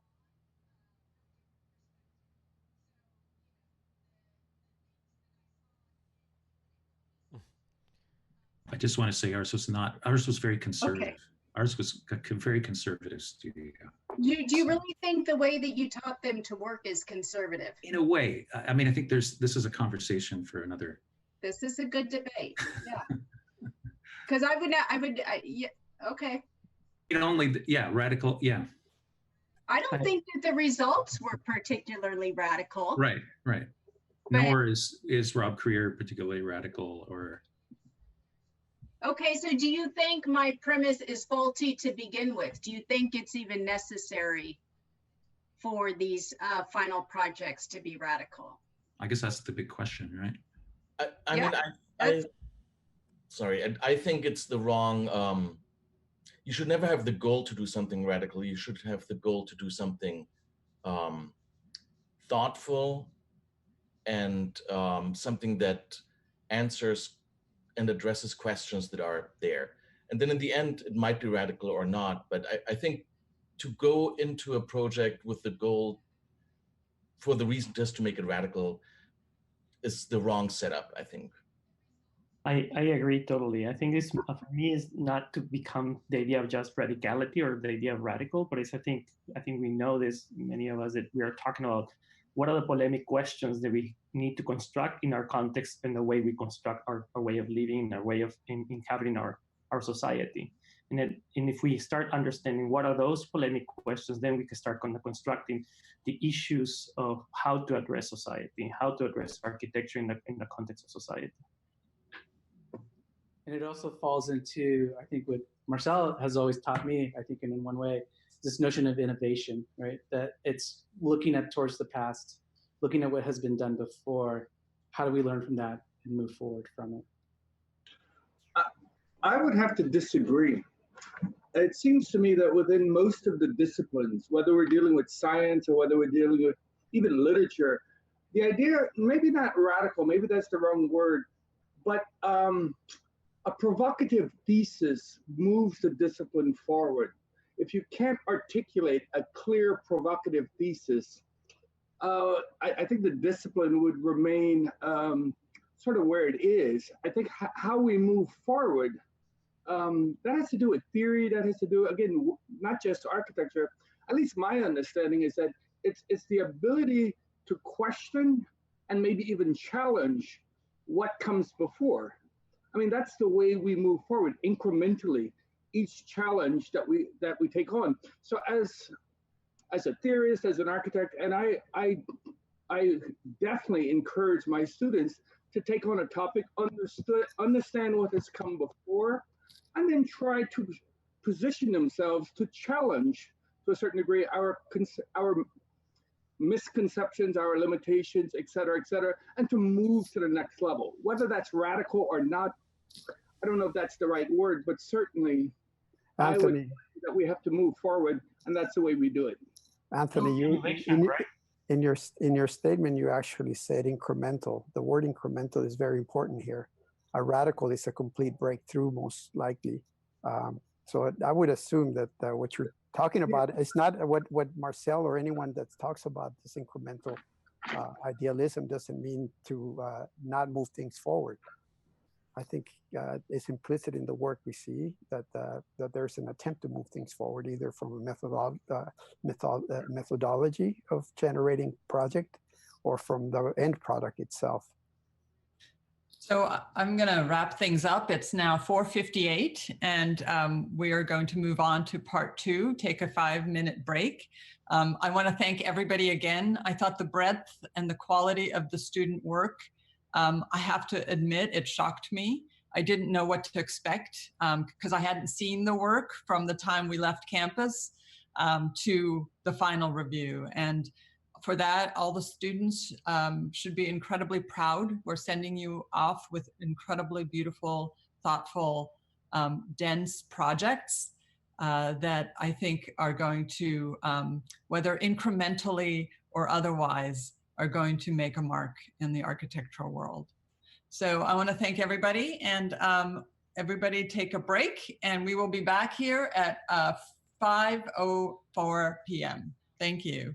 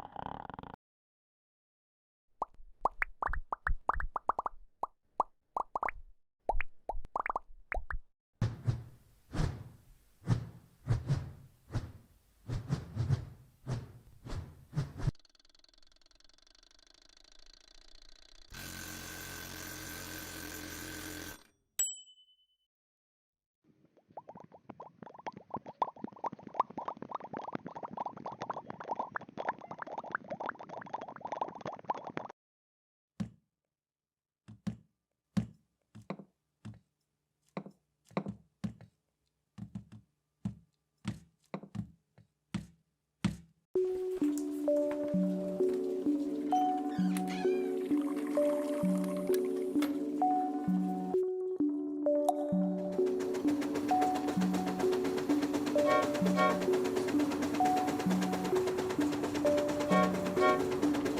one. So welcome to part 2 of Woodbury University's School of Architecture Class of 2020 celebration. Again, I'd like to ask everyone to mute your microphones. Turn them on only when you're speaking. The event's also being live streamed on YouTube, so keep that in mind. Admitting people into the room now. So we dreamt this event up as an opportunity to showcase and celebrate our students.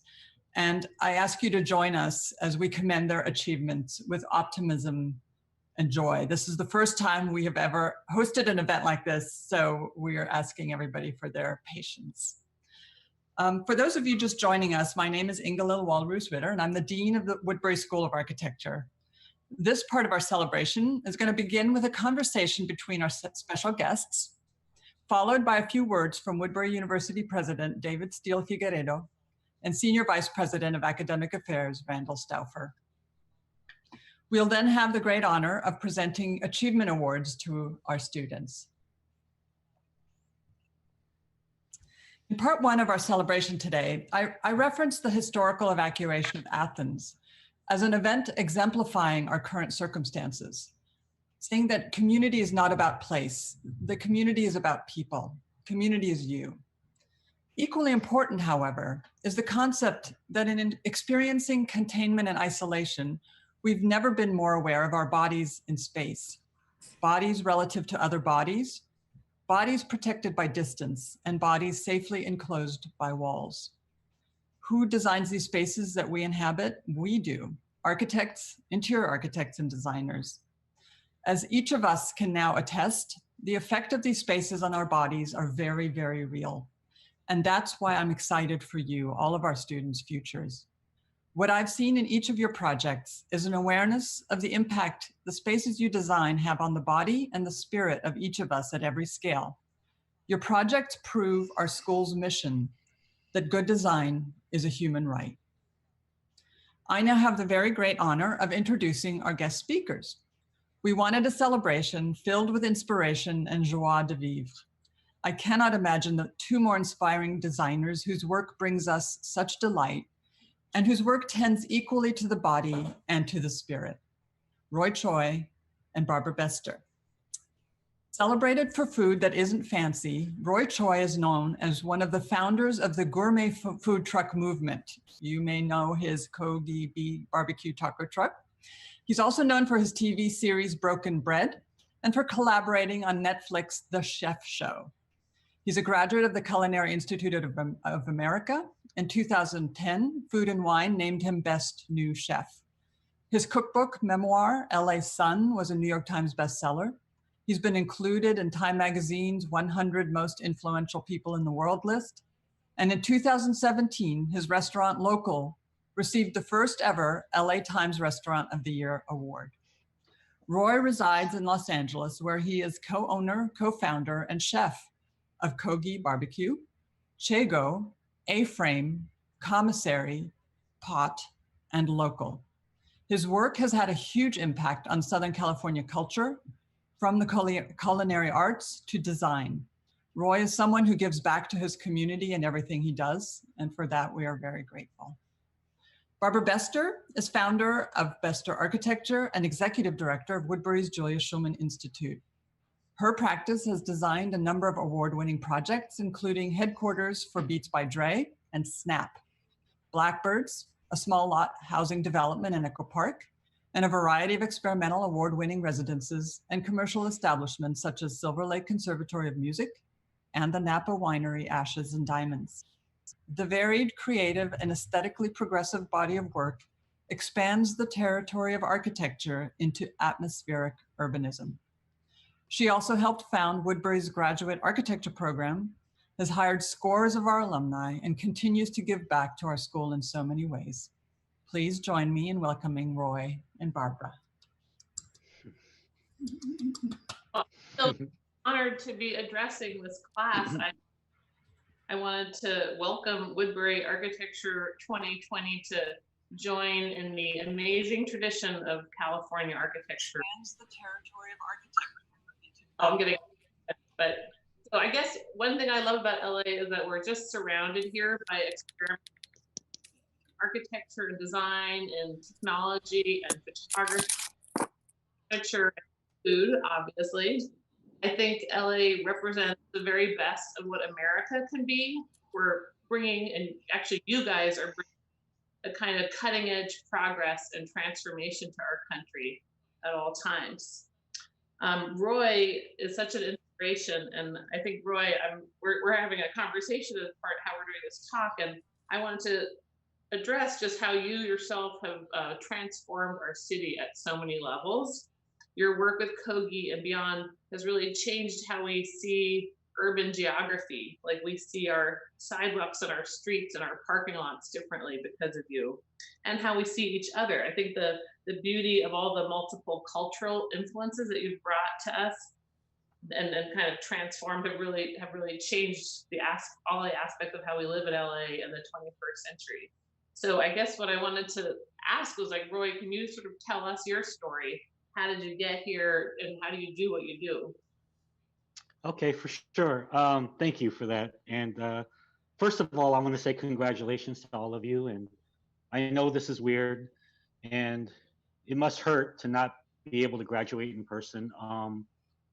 But maybe, not everything in life is this huge destiny or fate-filled moment, but some things are. And maybe this is a moment where we can change some things, and you guys can be a part of that, because design is so important.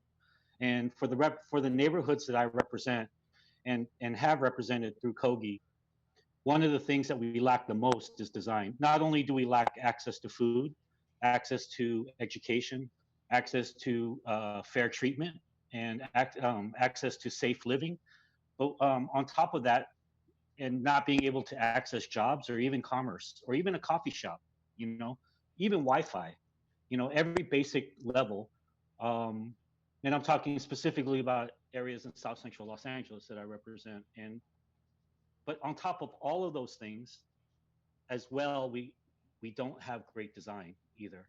And so when you're compounded with all those things, and then on top of that, you don't have great design, life looks very bleak sometimes. And maybe a great chair, a great window, a great angle on a building can shape someone's life and their future. The problem is no one cares about us. And that's what makes your class so amazing. As I researched your school, because you are the people that could care. And but as far as my life goes, I'm just a street kid, immigrant family. I struggled with a lot of things and a lot of addictions and self-doubt growing up. And then I found cooking probably in my mid-20s. And after I found cooking, it was finally something that that I felt like I was meant to do. I grew up in a food family, and maybe food was just too close to me. I couldn't see it. I grew up in restaurants. I was a merchant kid. Um, but I never thought of food or being a chef as a career. And then once it happened, everything just blossomed. I went from being the class clown to being the guy in the front of the class, with his hand up, that studied the night before. And I was never that kid. And and then I had a whole career where I worked in some of the best places and also some very approachable places. I worked in hotels. I worked in the finest dining restaurants in New York City. I worked for a long time in mid-level hotels, airport hotels, business travel hotels for the Embassy Suites brand. And then I made it back to LA. I grew up in LA, and I left for 10 years doing this whole career. And then I came back to become the chef at the Beverly Hilton Hotel, which is, an iconic hotel where they hold the Golden Globe Awards. And then I opened a huge restaurant in Century City called Rock Sugar. And everything was going fine. My career was ascending, and I was on my path to. I never thought of being an entrepreneur. I thought that my life would be, maybe I could be an international chef for Hilton one day, or some big hotel group like Ritz-Carlton or whatever. And then I got fired at Rock Sugar, which I completely deserved, by the way. And I got fired, and this was 2008, The economy had crashed. We were in this weird state, just like we are now, where the world felt like it was crumbling. I couldn't get another job. I was really scared. I was out of money. And right before I reached the end of my rope, I got this amazing, miraculous call from a friend that I worked with at the Beverly Hilton who said he had access to a taco truck for 3 months. And the business plan was, let's go in front of the clubs at midnight to 3 a.m. When they come out, we're going to feed people. We'll make $500 a day, and that's it. That was our plan. And we did that. And then somewhere along the line, because we used Twitter and the real estate crisis, and people were kind of scared and depressed and everything, and we had reached this flavor between the taco and Korean barbecue and all the things within my life that when you bit into it for the first time, it felt like Los Angeles, you know? Like, we're such a big city. Like other cities, like you go to Chicago or you go to New York, you know, you go to San Francisco, Dungeness crab, hot dogs, whatever, you know, beef sandwiches, Philly cheesesteaks. Some foods taste like the whole city. In Los Angeles, because we're such a patchwork, we really didn't have like one bite that kind of represented anything from Boyle Heights or East Los to the West Side to South Central to the Valley. And Kogi kind of pulled it all together. And it felt like LA, and with the Twitter and everything just kind of really blew up and led to, it opened up something within me and a purpose that led to this moment right now.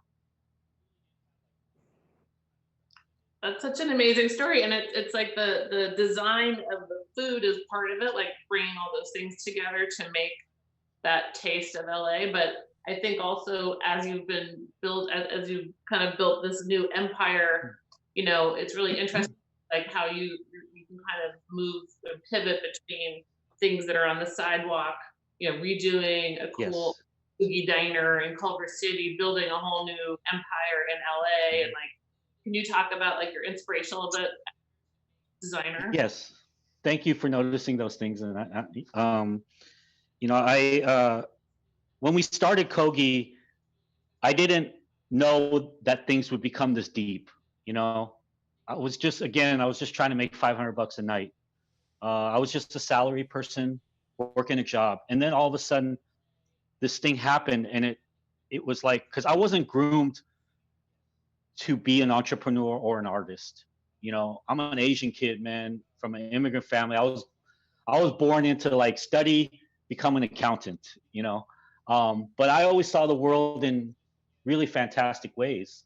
And I'm a Pisces, so I'm kind of weird, but I could never like fit those things together. So when Kogi finally happened, I had the chance to channel all of that into what I was expressing. And again, we started not deeply, but then soon as the phenomenon kind of broke and the levee broke, my whole life changed and everything within me morphed, and everything started to present itself. Then all of a sudden, Kogi went from just being a taco truck to it representing the discrimination of taco trucks and the people that I love and represent in the streets and the neighborhoods. A lot of trucks were being called roach coaches at that time, and then they went to being called gourmet. And that was just because we started to represent and be able to speak up for a lot of culture that wasn't being represented correctly in the media. But also within the neighborhoods, because in the first few years, we the lines to get the taco, sometimes you had to wait like 1 or 2 hours. People started to notice their own neighborhoods a little more. Instead of just going from out of their car into their house, they started to stand outside of their own block or go to other neighborhoods that they had never gone to and notice the architecture, notice the streets, notice the hillsides, notice the sidewalks, everything, the art. And then after the first year, I started to open, we saved every single penny, and then we opened small little restaurants in mini malls. And we didn't have much money. So like sometimes, Barbara, I know you design restaurants. Sometimes it takes anywhere up to $500,000 to design a restaurant, sometimes $1 million. We had $35,000, you know. But what we decided to do from that point, we really started to inform who we are. Instead of trying to be something that was high-minded or high design, we went inward, and we trusted our upbringing and our lifestyle and the quirkiness of who we are. We brought kind of like a bedroom, like a teenage college dorm, teenage bedroom aesthetic to what our design was, and that became Chego, and it was an amazing little place. When you walked in, you felt like you were transported into something. I'm not trained as an architect or an interior designer, but we were able to, by being able to connect to what was freely flowing within me, I was able to translate and represent what a lot of other people were feeling. And I think that is design where it inspires others, because it's something that maybe that was trapped inside, or you were never given the confidence to believe in. And that's what Chego became. And then as we progressed into the second or third year, I started to become a little more, I guess, successful. I don't know if that's the right word, but so then I opened my first real big adult restaurant, which was A-Frame. And it was the first time I got to work with a designer and an architect. His name is Sean Nibb. He's based out of Venice, California. He's not trained as an architect. He was more of a landscape designer, but he started to build restaurants, and it was the beginning of his portfolio. So we took an old IHOP, and we gutted the whole IHOP, the A-frame out, and we ended up putting really clean blonde teak wood, and we curved the walls because I wanted to represent skateboarding culture, and but not do it so directly. But we wanted to highlight the beauty of the building and the inside, the guts of the A-frame, but also do like little nods to street culture. And so we curved the plywood so it looked like a half pipe, like an upside down half pipe. And then you had like the chapel effect of the A-frame. And then we blew out the whole front wall that encompassed the A-frame and made that into kind of a patchwork window. And it was really cool. We used a lot of exposed a lot of raw materials, and then uplighting, and it was, and then we created a garden outside. So it was the first time I got to really like express myself kind of professionally in a sense. And then went on to open a restaurant called Sunny Spot, which so then by that time, I know I'm speaking a lot. I'm sorry. I'll speed up. But by that time, I was starting to trust my instinct and starting to, I guess, for the first time, trust that I had an artistic vision in a sense.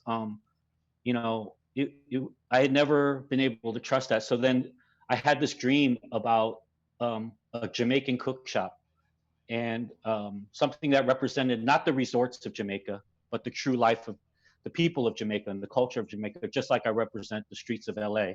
And I consulted and opened and designed this restaurant called Sunny Spot, which I wanted it to feel like you were walking into a basement party. And so we used a lot of bright colors and flowers and old vintage lamps that we found all throughout thrifting and estate sales. And we mixed a lot of high and low. And I think from there it started to inform my future style up until now. After that, the big project was the Line Hotel in Koreatown, where we had a restaurant called Pot and Commissary. Commissary was built inside of a greenhouse, but it was a greenhouse that looked like a bunch of stoners like took it over, and then Pot, no pun intended, like the segue is perfect, and then Pot was downstairs in the basement, and it felt like an old like hip hop party that you may have found through a flyer back in the 80s or 90s. And it was funky and stinky in a good way. And then ultimately that led me to this newest project in Las Vegas called Best Friend, which is a representation of all of those things. You walk through a liquor store and then end up in this area that in the restaurant, which feels like Los Angeles. So I tried to create like so every single time what I try to do is I try to use a lens to express design. So each project has, it's like a novel. Each project has a voice. So Best Friend's voice was like driven by, okay, in Vegas, if they can recreate Lake Como and a fake Egypt and a fake Paris, let me do it. Let me do it LA, but let me try to do it so it's not it's not bastardizing that. Let me try to do it from the inside out. And it's always been about representing the voices and cultures of the true place that we're trying to come from. And yeah, that's where design has started to inform what we're doing. Local in Watts, I'll finish with this. Local in Watts is a restaurant that we had open for 3 years. The mission and project is still continuing. We're going to transition it to a delivery service, but it was the first sit-down restaurant built within the Jordan Downs housing projects in probably 30, 40 years. It was really important for us to figure out and bring a space that was like kind of had like a lanai aloha feeling, indoor, outdoor, because so much of the energy, especially in that neighborhood, exists outside of the building, on the block, on the street. Also, historically and systematically, a lot of folks within the neighborhood have been shut out from restaurants and establishments. So there's a coding within.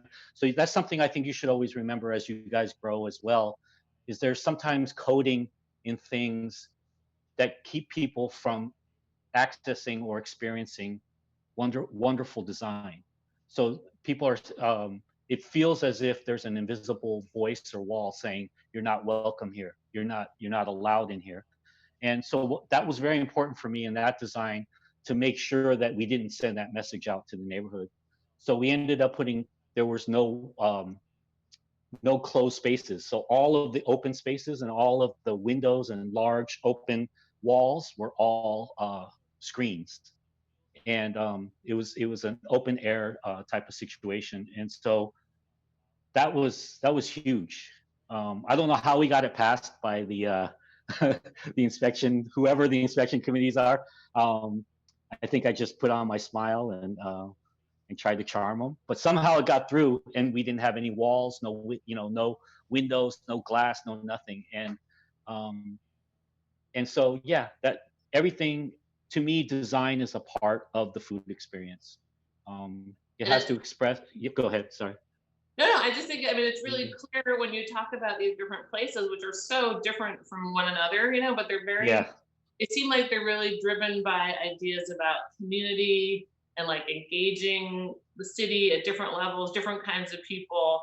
And even like, I guess the way that you're able to bring like your attitude, like a kind of street smart attitude, to redefine like what used to be like high culture only, French cuisine, et cetera, it's almost like, it's kind of like what we hope architecture and architects can do in terms of reaching it. Like you come out of school and you've learned certain things that are from tradition, certain things that are totally innovative, but the idea of how do you engage with people where they are, like what is their, like what are the expectations, what are the dreams that people might have, and how can you help make those real? Like that is a very powerful message and like a roadmap that you've made. It's pretty, even just hearing about it again, I'm like, I want to go on that field trip.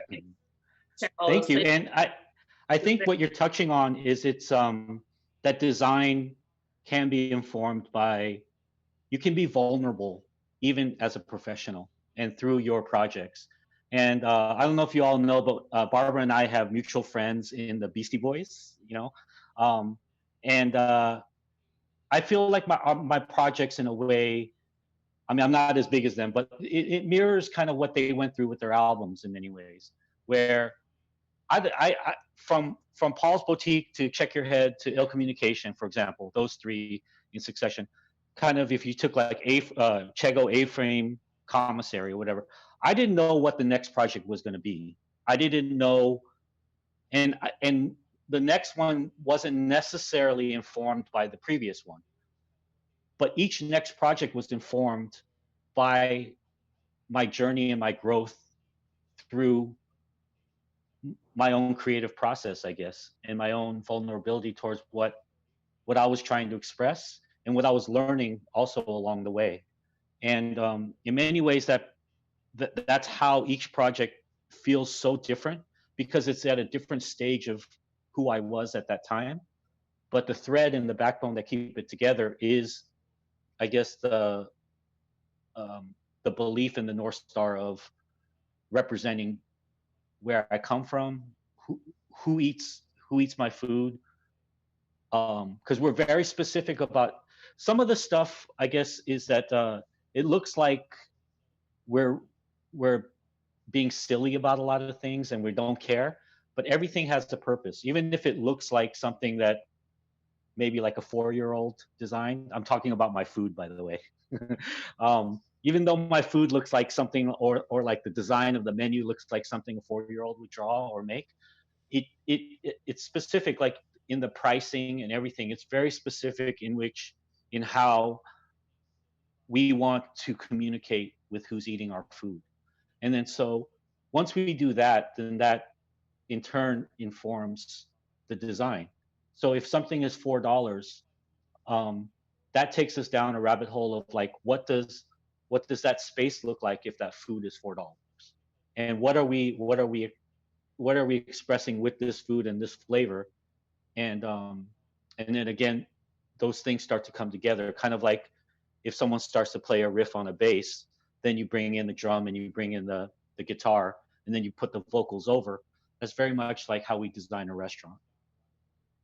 Well, I think just to sum it up, I think that the whole idea that you started, in the midst of 2008, which was the last great recession before TIP, which is obviously a scary thing to come out, as a graduate in this moment. But I think I hear it again. It happened for me too, that like these crisis times in the city could be a really amazing time to come out of school and start figuring out how to operate, because the way a lot of the regular stuff is is on hold, and there's almost like a space for creativity. And I think, to me, I see, like, for you graduates, that there's so much opportunity as we weather this crisis to really rethink what the city should be like, or what it could be like, and who it's for. Like, we need more flavor, we need more transportation, we need more housing, we need more opportunities for people. And that, I think, this crop of graduates are the people who can really imagine and build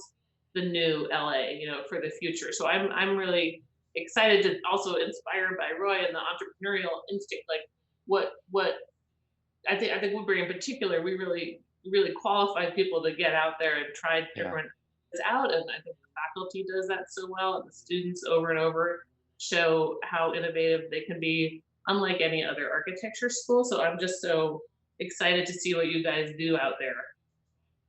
Can I piggyback off that real quick, Barbara? Yeah. I think that's a wonderful point. And I think that's hitting it right on the head, because back in 08, again, I'm not a physical architect, but I feel like I created a disappearing architecture structure.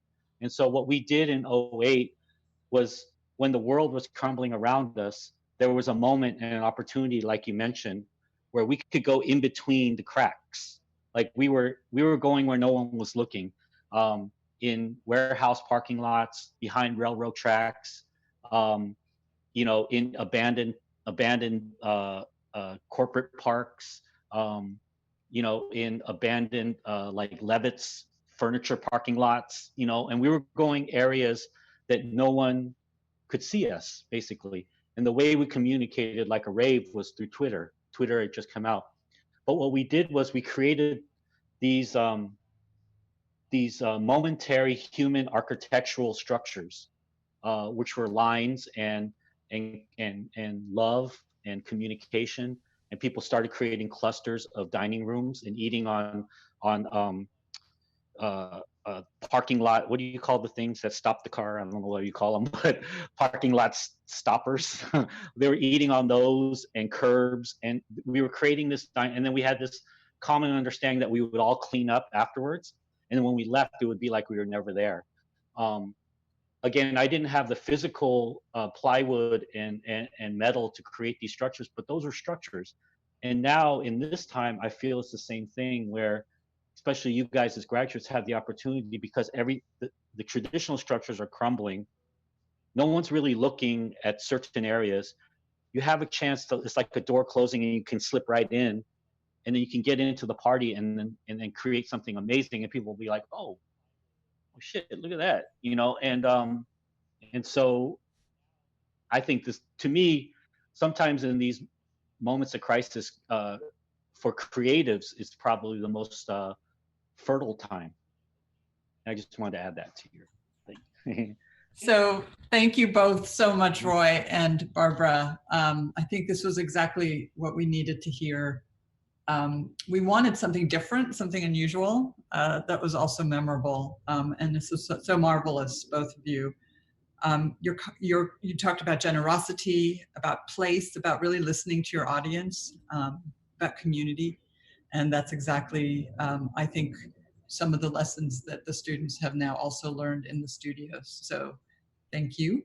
And we're going to move on now to the next part. I'm such a fan. You're an amazing, Barbara, Roy, thank you. And so now Thank you, Barbara.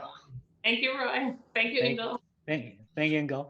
So, oh, thank you. And David, you now have a very hard act to follow. So I'd now like to invite President David Steele Figueredo and Senior Vice President of Academic Affairs, Randall Stauffer, to say a few words to our students. And I think, David, you can take it away. Well, thank you, Inglo. For those of you that don't know me, I'm a trained engineer by background and also business person. And I've been president for about 4.5 years. So as president, I have to obviously mingle with the community and attend a lot of functions, which I missed, by the way, in the last 2 months. And quite often I get questions like, if you had to summarize Woodbury in one word, what word would that be? And my usual answer is creativity.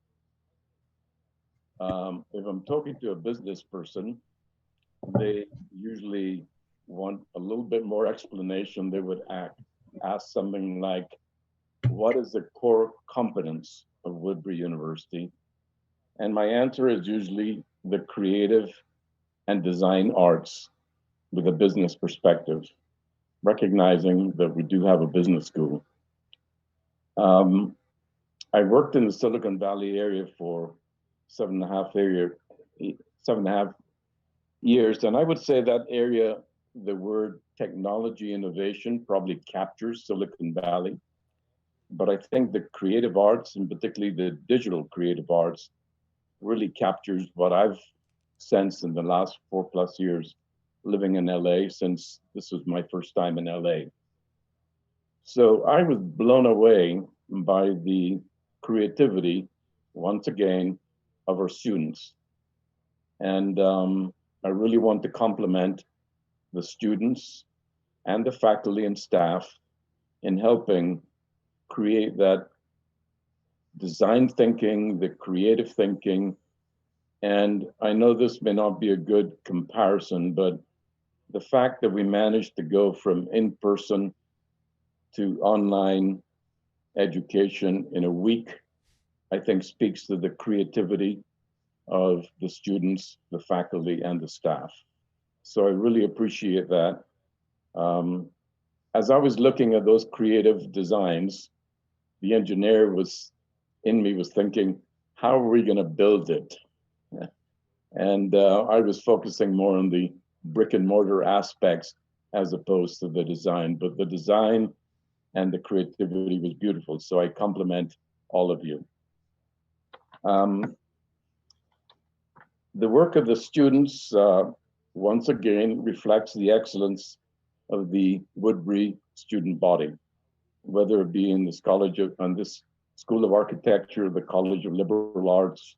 If you think of some of our programs, they have words like design, graphic design, fashion design, but it's really the commitment of the faculty and staff to supporting the students that I also want to emphasize. This doesn't just happen naturally, and I would really like to thank whether it be the IT staff, which has put on a tremendous show, I think, today and yesterday, and hopefully on Monday as well. This has really made me feel very proud of our institution. So to our graduating students, I would like to congratulate you on your academic achievement.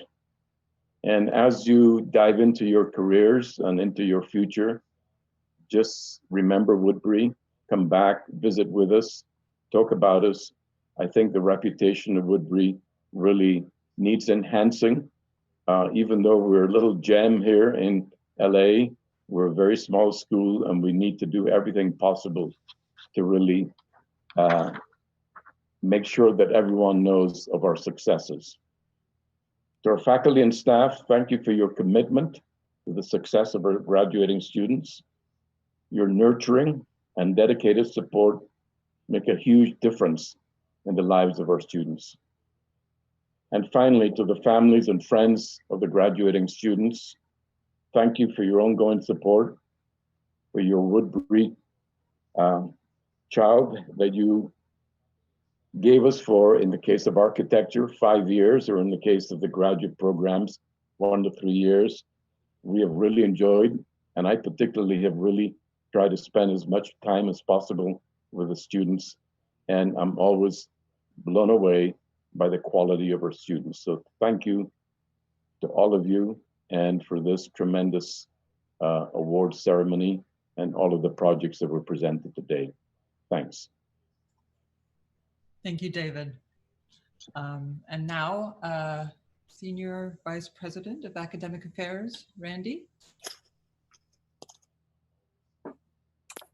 So thank you, Dr. Steele, and thank you, Ingelo, and once again, thanks, Barbara and Roy. That was an amazing presentation. At the risk of stating the obvious, the past few months have been challenging. COVID-19 changed reality as we know it. It has changed the way we experience space. In my mind, when one of my colleagues tells me they are having a meeting or a final review with their students, or friends tell me they are getting together with their parents over the weekend, I imagine them going to a particular office on campus or setting up a particular space with student work and chairs for faculty and jurors, or preparing their home to share simple life stories. I imagine spaces where different groups of people move, perform, hide, greet, laugh, gently touch, or clink glasses at the start of a beautifully prepared dinner. This imagined world lingers as I log on to some mediated interface that informs the reality of my currently ultra-mediated existence. Though digital facilitation is less than perfect, since it lacks important characteristics of the real, it does at this moment in time serve the important role of human interaction that you as architects and designers rely on for your professional and artistic motivation, and that we as people rely on as part of the human condition. When the real interaction regains prominence over the mediated again, I trust the longings you felt during this time will inform the spaces you design. Architecture and interior design rely on the real, and we have seen over the past 2 months what happens when the reality of space is lessened. The work the students prepared and presented over the past semester reassures me that Woodbury graduates will continue to design and create real spaces inspired by the impossibility of the unreal. The world will be a better place because of what our graduating students will take with them as they create and build. And thanks goes to a group of inspired and inspiring faculty who have drawn out the talent of our students in a way that allows them to engage in designing the impossible. Thanks also to the leadership of Ingela Walrus-Ritter, a dedicated and tireless dean who has facilitated a strong vision for the school. And lastly, thanks to a group of staff members who make sure the operation of the school is running smoothly. While the last 2 months have not always been easy, our collective efforts led us to this point of celebrating excellence. This is an important moment to reflect on the path behind us and the one ahead. There will undoubtedly be more challenges in the future. But as we have demonstrated in the past months, there is power in an individual's will to succeed. because it leads to collective resilience against opposition to our success and relies on the strength of the community to overcome challenges. I want to thank Dr. Steele Figueredo for his leadership during this time in Woodbury's history, and second, his congratulations to our graduating students, their family and friends, and the faculty and staff that were instrumental in making this happen. You have all done an amazing job. Thank you. Thank you. Thank you, Randy, very much. I see applauses from the crowd. So thank you, David. Thank you, Randy. And now we are going to be announcing the student awards. And again, this is the first time we've done it this way. But what we're hoping to do is to announce the awards, and Mark Erickson is going to kick off the award ceremony by announcing the Degree Project Awards, and David Pearson for San Diego and Heather Peterson for the Interior Architecture Program. So let's see, Brandon, if you can start running the slides.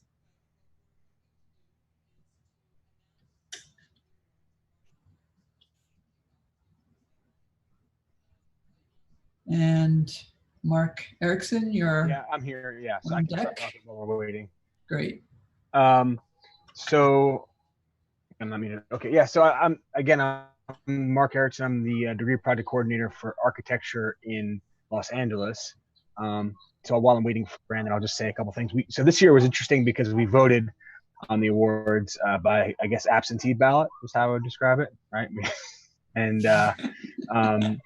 so it was an interesting discussion, and I think it promoted a kind of. I mean, the projects were pretty amazing. You know, seeing my colleagues, students work, and as I saw today, they were incredibly beautiful. So it was I think an incredibly difficult set of decisions and discussions that were made, but it was a vote by all the faculty. So I think in that way, by the faculty teaching the program in the degree project. So I think in that way, it's very reflective of excellence of the work. Are we ready to start now, or Brandon? You have yeah, I just have the slides running to the YouTube stream. So oh, they're not going here. Okay, I'm sorry. You don't see them, or I can Yeah, set that up. But... I guess so. Okay. Okay. No, I'll just start reading off the awards. Hold on, just a second. Eric Baldwin, are we still here? And you can run the slideshow. Yep. Just give me 1 second. I think it would be better. Otherwise, I'm just. Yeah. No. And then each award. There you go. Now, can you see that, Mark? Yes. Yeah, I see that. Okay. Great. Okay. So drum roll. Okay. So the first award. This is, and each of these are by section. So this is for slowest section.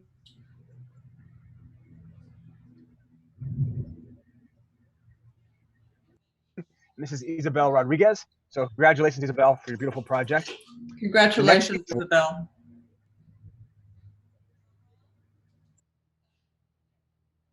Ryan Tyler Martinez section. And can you flip the slide, Eric? Yes, and this goes to Louisa Chillian. So congratulations, Louisa. Oh, go back. Sorry. Okay. Eric's advancing too quickly. The next award is for Singly Marshall section, which is Jesus Montes Herrera. Congratulations, Jesus. Wonderful project, beautiful drawings. And then for Branda Minor section, we have Kenyan Roman Cortez. Wonderful project, Kenya. And then for my section, Erickson, we have Christine Stepanian. Congratulations, Christine. Beautiful project. And then the graduate thesis award for the graduate program in Los Angeles is Damar Matthews. So congratulations, Damar. Beautiful, thoughtful project. So that's it for the architecture awards. So congratulations to all of you. You guys did a wonderful job, and you should be very, very proud. So thank you for your hard work. And so with that, I'll pass it on to David Pearson in San Diego. Hi there. Do we have a slide from Aaron's, or should I pull up his? Oh, there's. So the award down in San Diego goes to Aaron Zamadaran for his polluted garden in the sun. Well done, Aaron.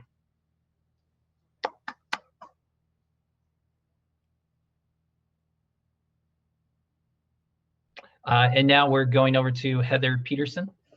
Hi, I'm Heather Peterson, Interior Architecture faculty. We have 2 awards, one for grad and one for undergrad. So this year, the BFA Senior Project Award goes to Ryan Hawkins.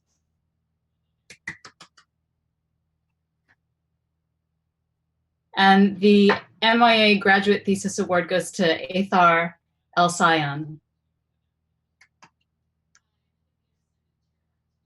Congratulations to all of you. I can't tell you how much I miss seeing all the smiling faces and hearing all of the joy.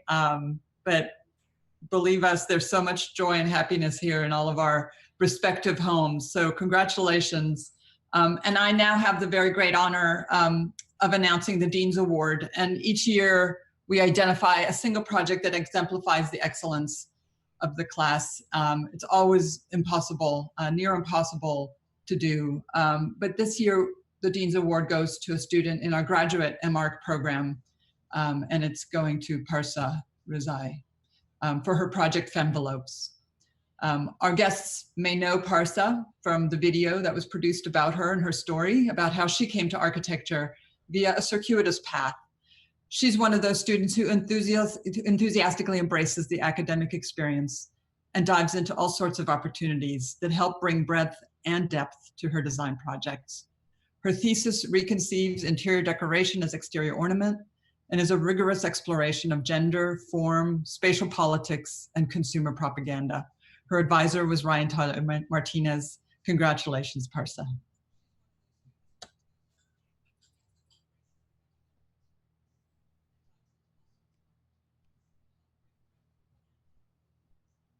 So next, Heather and Jose. I'm sorry, next Christoph will be announcing the awards for the interior architecture students. Yes, so I'm here also, Christoph Korner, Chair of Interior Architecture. I would like to present 3 awards for our graduating interior architecture students. The first one is the Award for Excellence in 4th Year Design, which goes to Ryan Hawkins. Congratulations, Ryan. We're very proud of you. The Faculty Appreciation Award goes to Sipur Abenisian. Congratulations, Sipur. And the final one is the School of Architecture Service Award, which goes to Liana Bakjian. So congratulations to you too. And now it goes on to Heather, Flood, and Jose. Hi, this is Jose, Chair of the School of Architecture in San Diego. And before I start, I just want to say to all the guys in San Diego, I'll never forget that day when we're starting to move away from campus and back to our homes. And having seen the smiles on your faces as you guys are moving stuff away, the strength and perseverance and resilience that you guys all had, I'll never forget that for the rest of my life. So I truly, deeply appreciate all you guys. The Henry Adams Medal for San Diego goes to Angela Tomayo Cardenas for the Sublime EV charging station.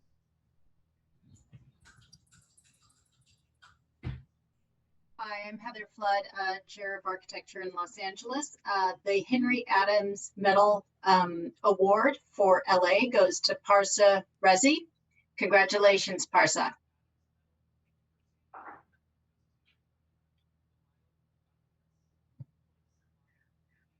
And the Alpha Roy Choi Medal, which is an award established by the National Professional Fraternity for Architecture and Allied Arts, recognizes outstanding leadership, service, and professional promise, goes to Christian Bowling. Congratulations, Christian.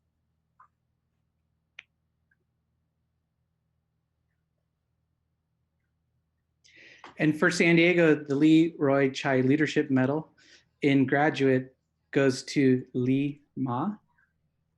Metagame, intertwine reality and fantasy. Congratulations. Okay. The Student Service Award, which was established by Woodbury School of Architecture, acknowledges a student whose outstanding leadership provides opportunities and resources to others. Congratulations, Genevieve Enriquez.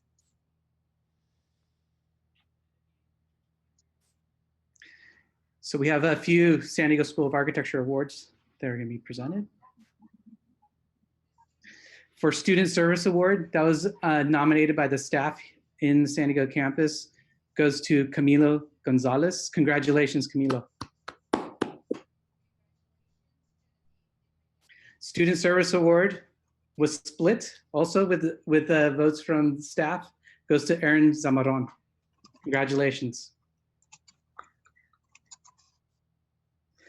This is a special award because I think we wanted to recognize that transition from going from brick and mortar to what we're doing today. Commitment under varied circumstances. Student, or as a vote, came to Angela Tomeo Cardenas. Congratulations. And the cohort award student vote goes to Camilo Gonzalez. Congratulations, Camilo.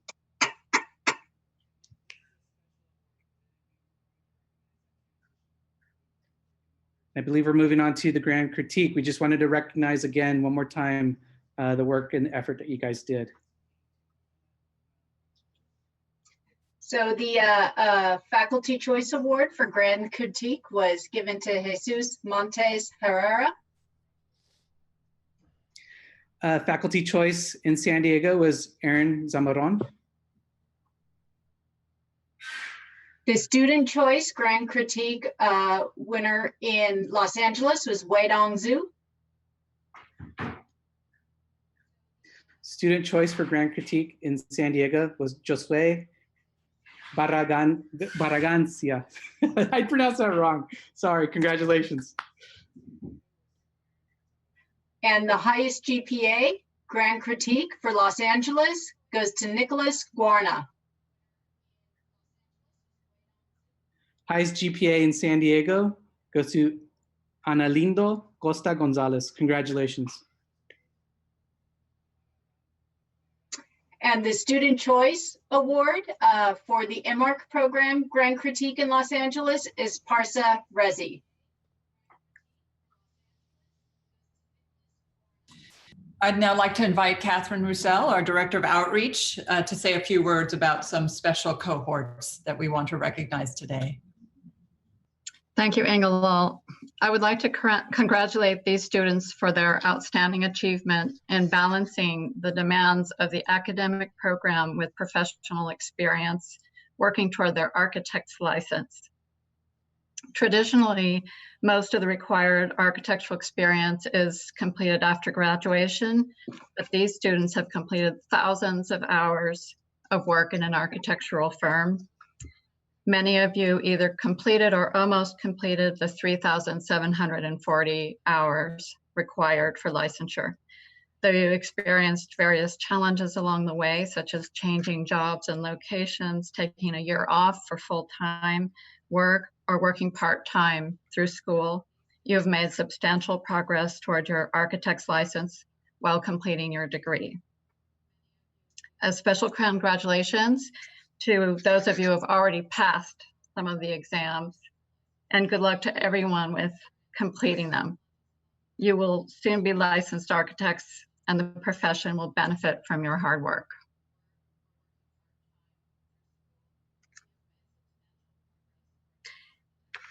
We are fortunate to have these incredibly great student organizations at Woodbury University. The American Institute of Architecture Students in Burbank and San Diego, the National Organization of Minority Architecture Students, the International Interior Design Association Campus Center, and the Associated Students of Woodbury University. As the AIAS advisor for the Burbank campus, I've had the honor to work with our student leaders on many initiatives. We would like to recognize all the student leaders who are graduating this year. Students, the Department of Architecture, the university, and professional organizations all benefit from your leadership. Thank you for bringing us stress busters, for hosting guest lecturers, for traveling to participate in competitions, to represent the university at the regional and international conferences, and for providing governance for all our student organizations. Thank you for your time, energy, creativity, and great leadership.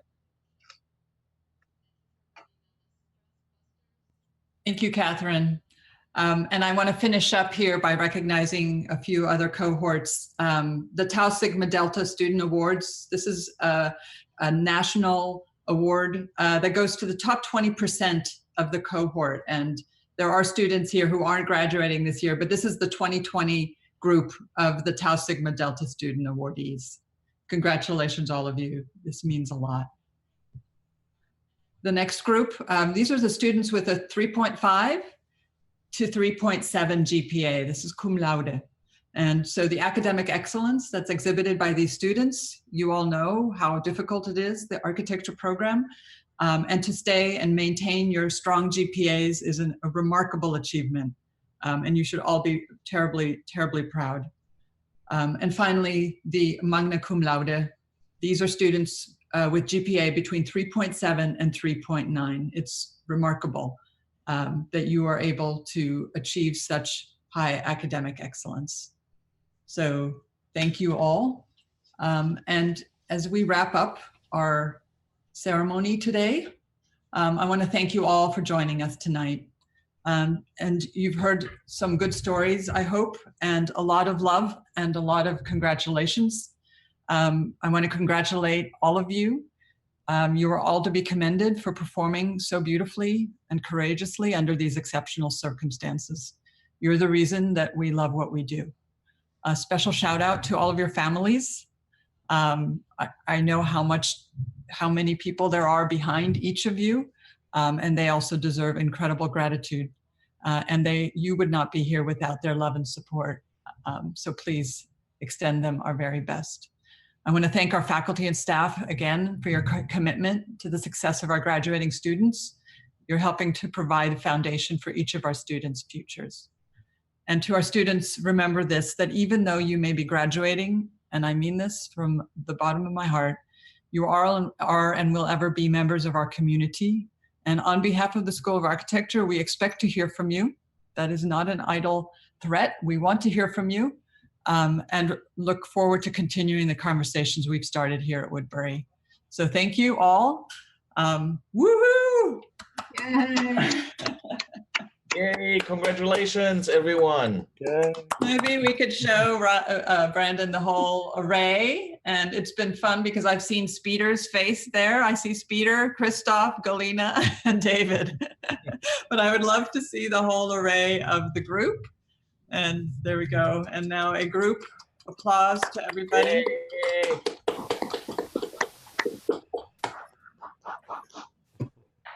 And I look forward to hearing from all of you. Any last words, anyone?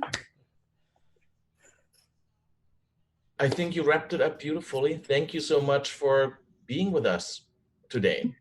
And thank you for putting all of this together, Ingalil. It was a lot of work and you did an amazing job. Thank you. Oh, it was my pleasure. It was a headache, but it was all worth it to see all of your faces. And I managed to do it without crying. I'm going to request I don't believe that. I choked up a little bit. I want to say something on behalf of the students. Just thank you so much for all your effort into our lives. It means a lot to us because obviously we don't know what we're doing yet. And it helps when you're showing us the way, it's showing us how to get things done. You have all of us in your corners. We appreciate that very much. Thank you. It's going to be hard. I don't want to turn my computer off until there's anybody else. No, you have to end the meeting. Do I have to just shut it down? I don't want to.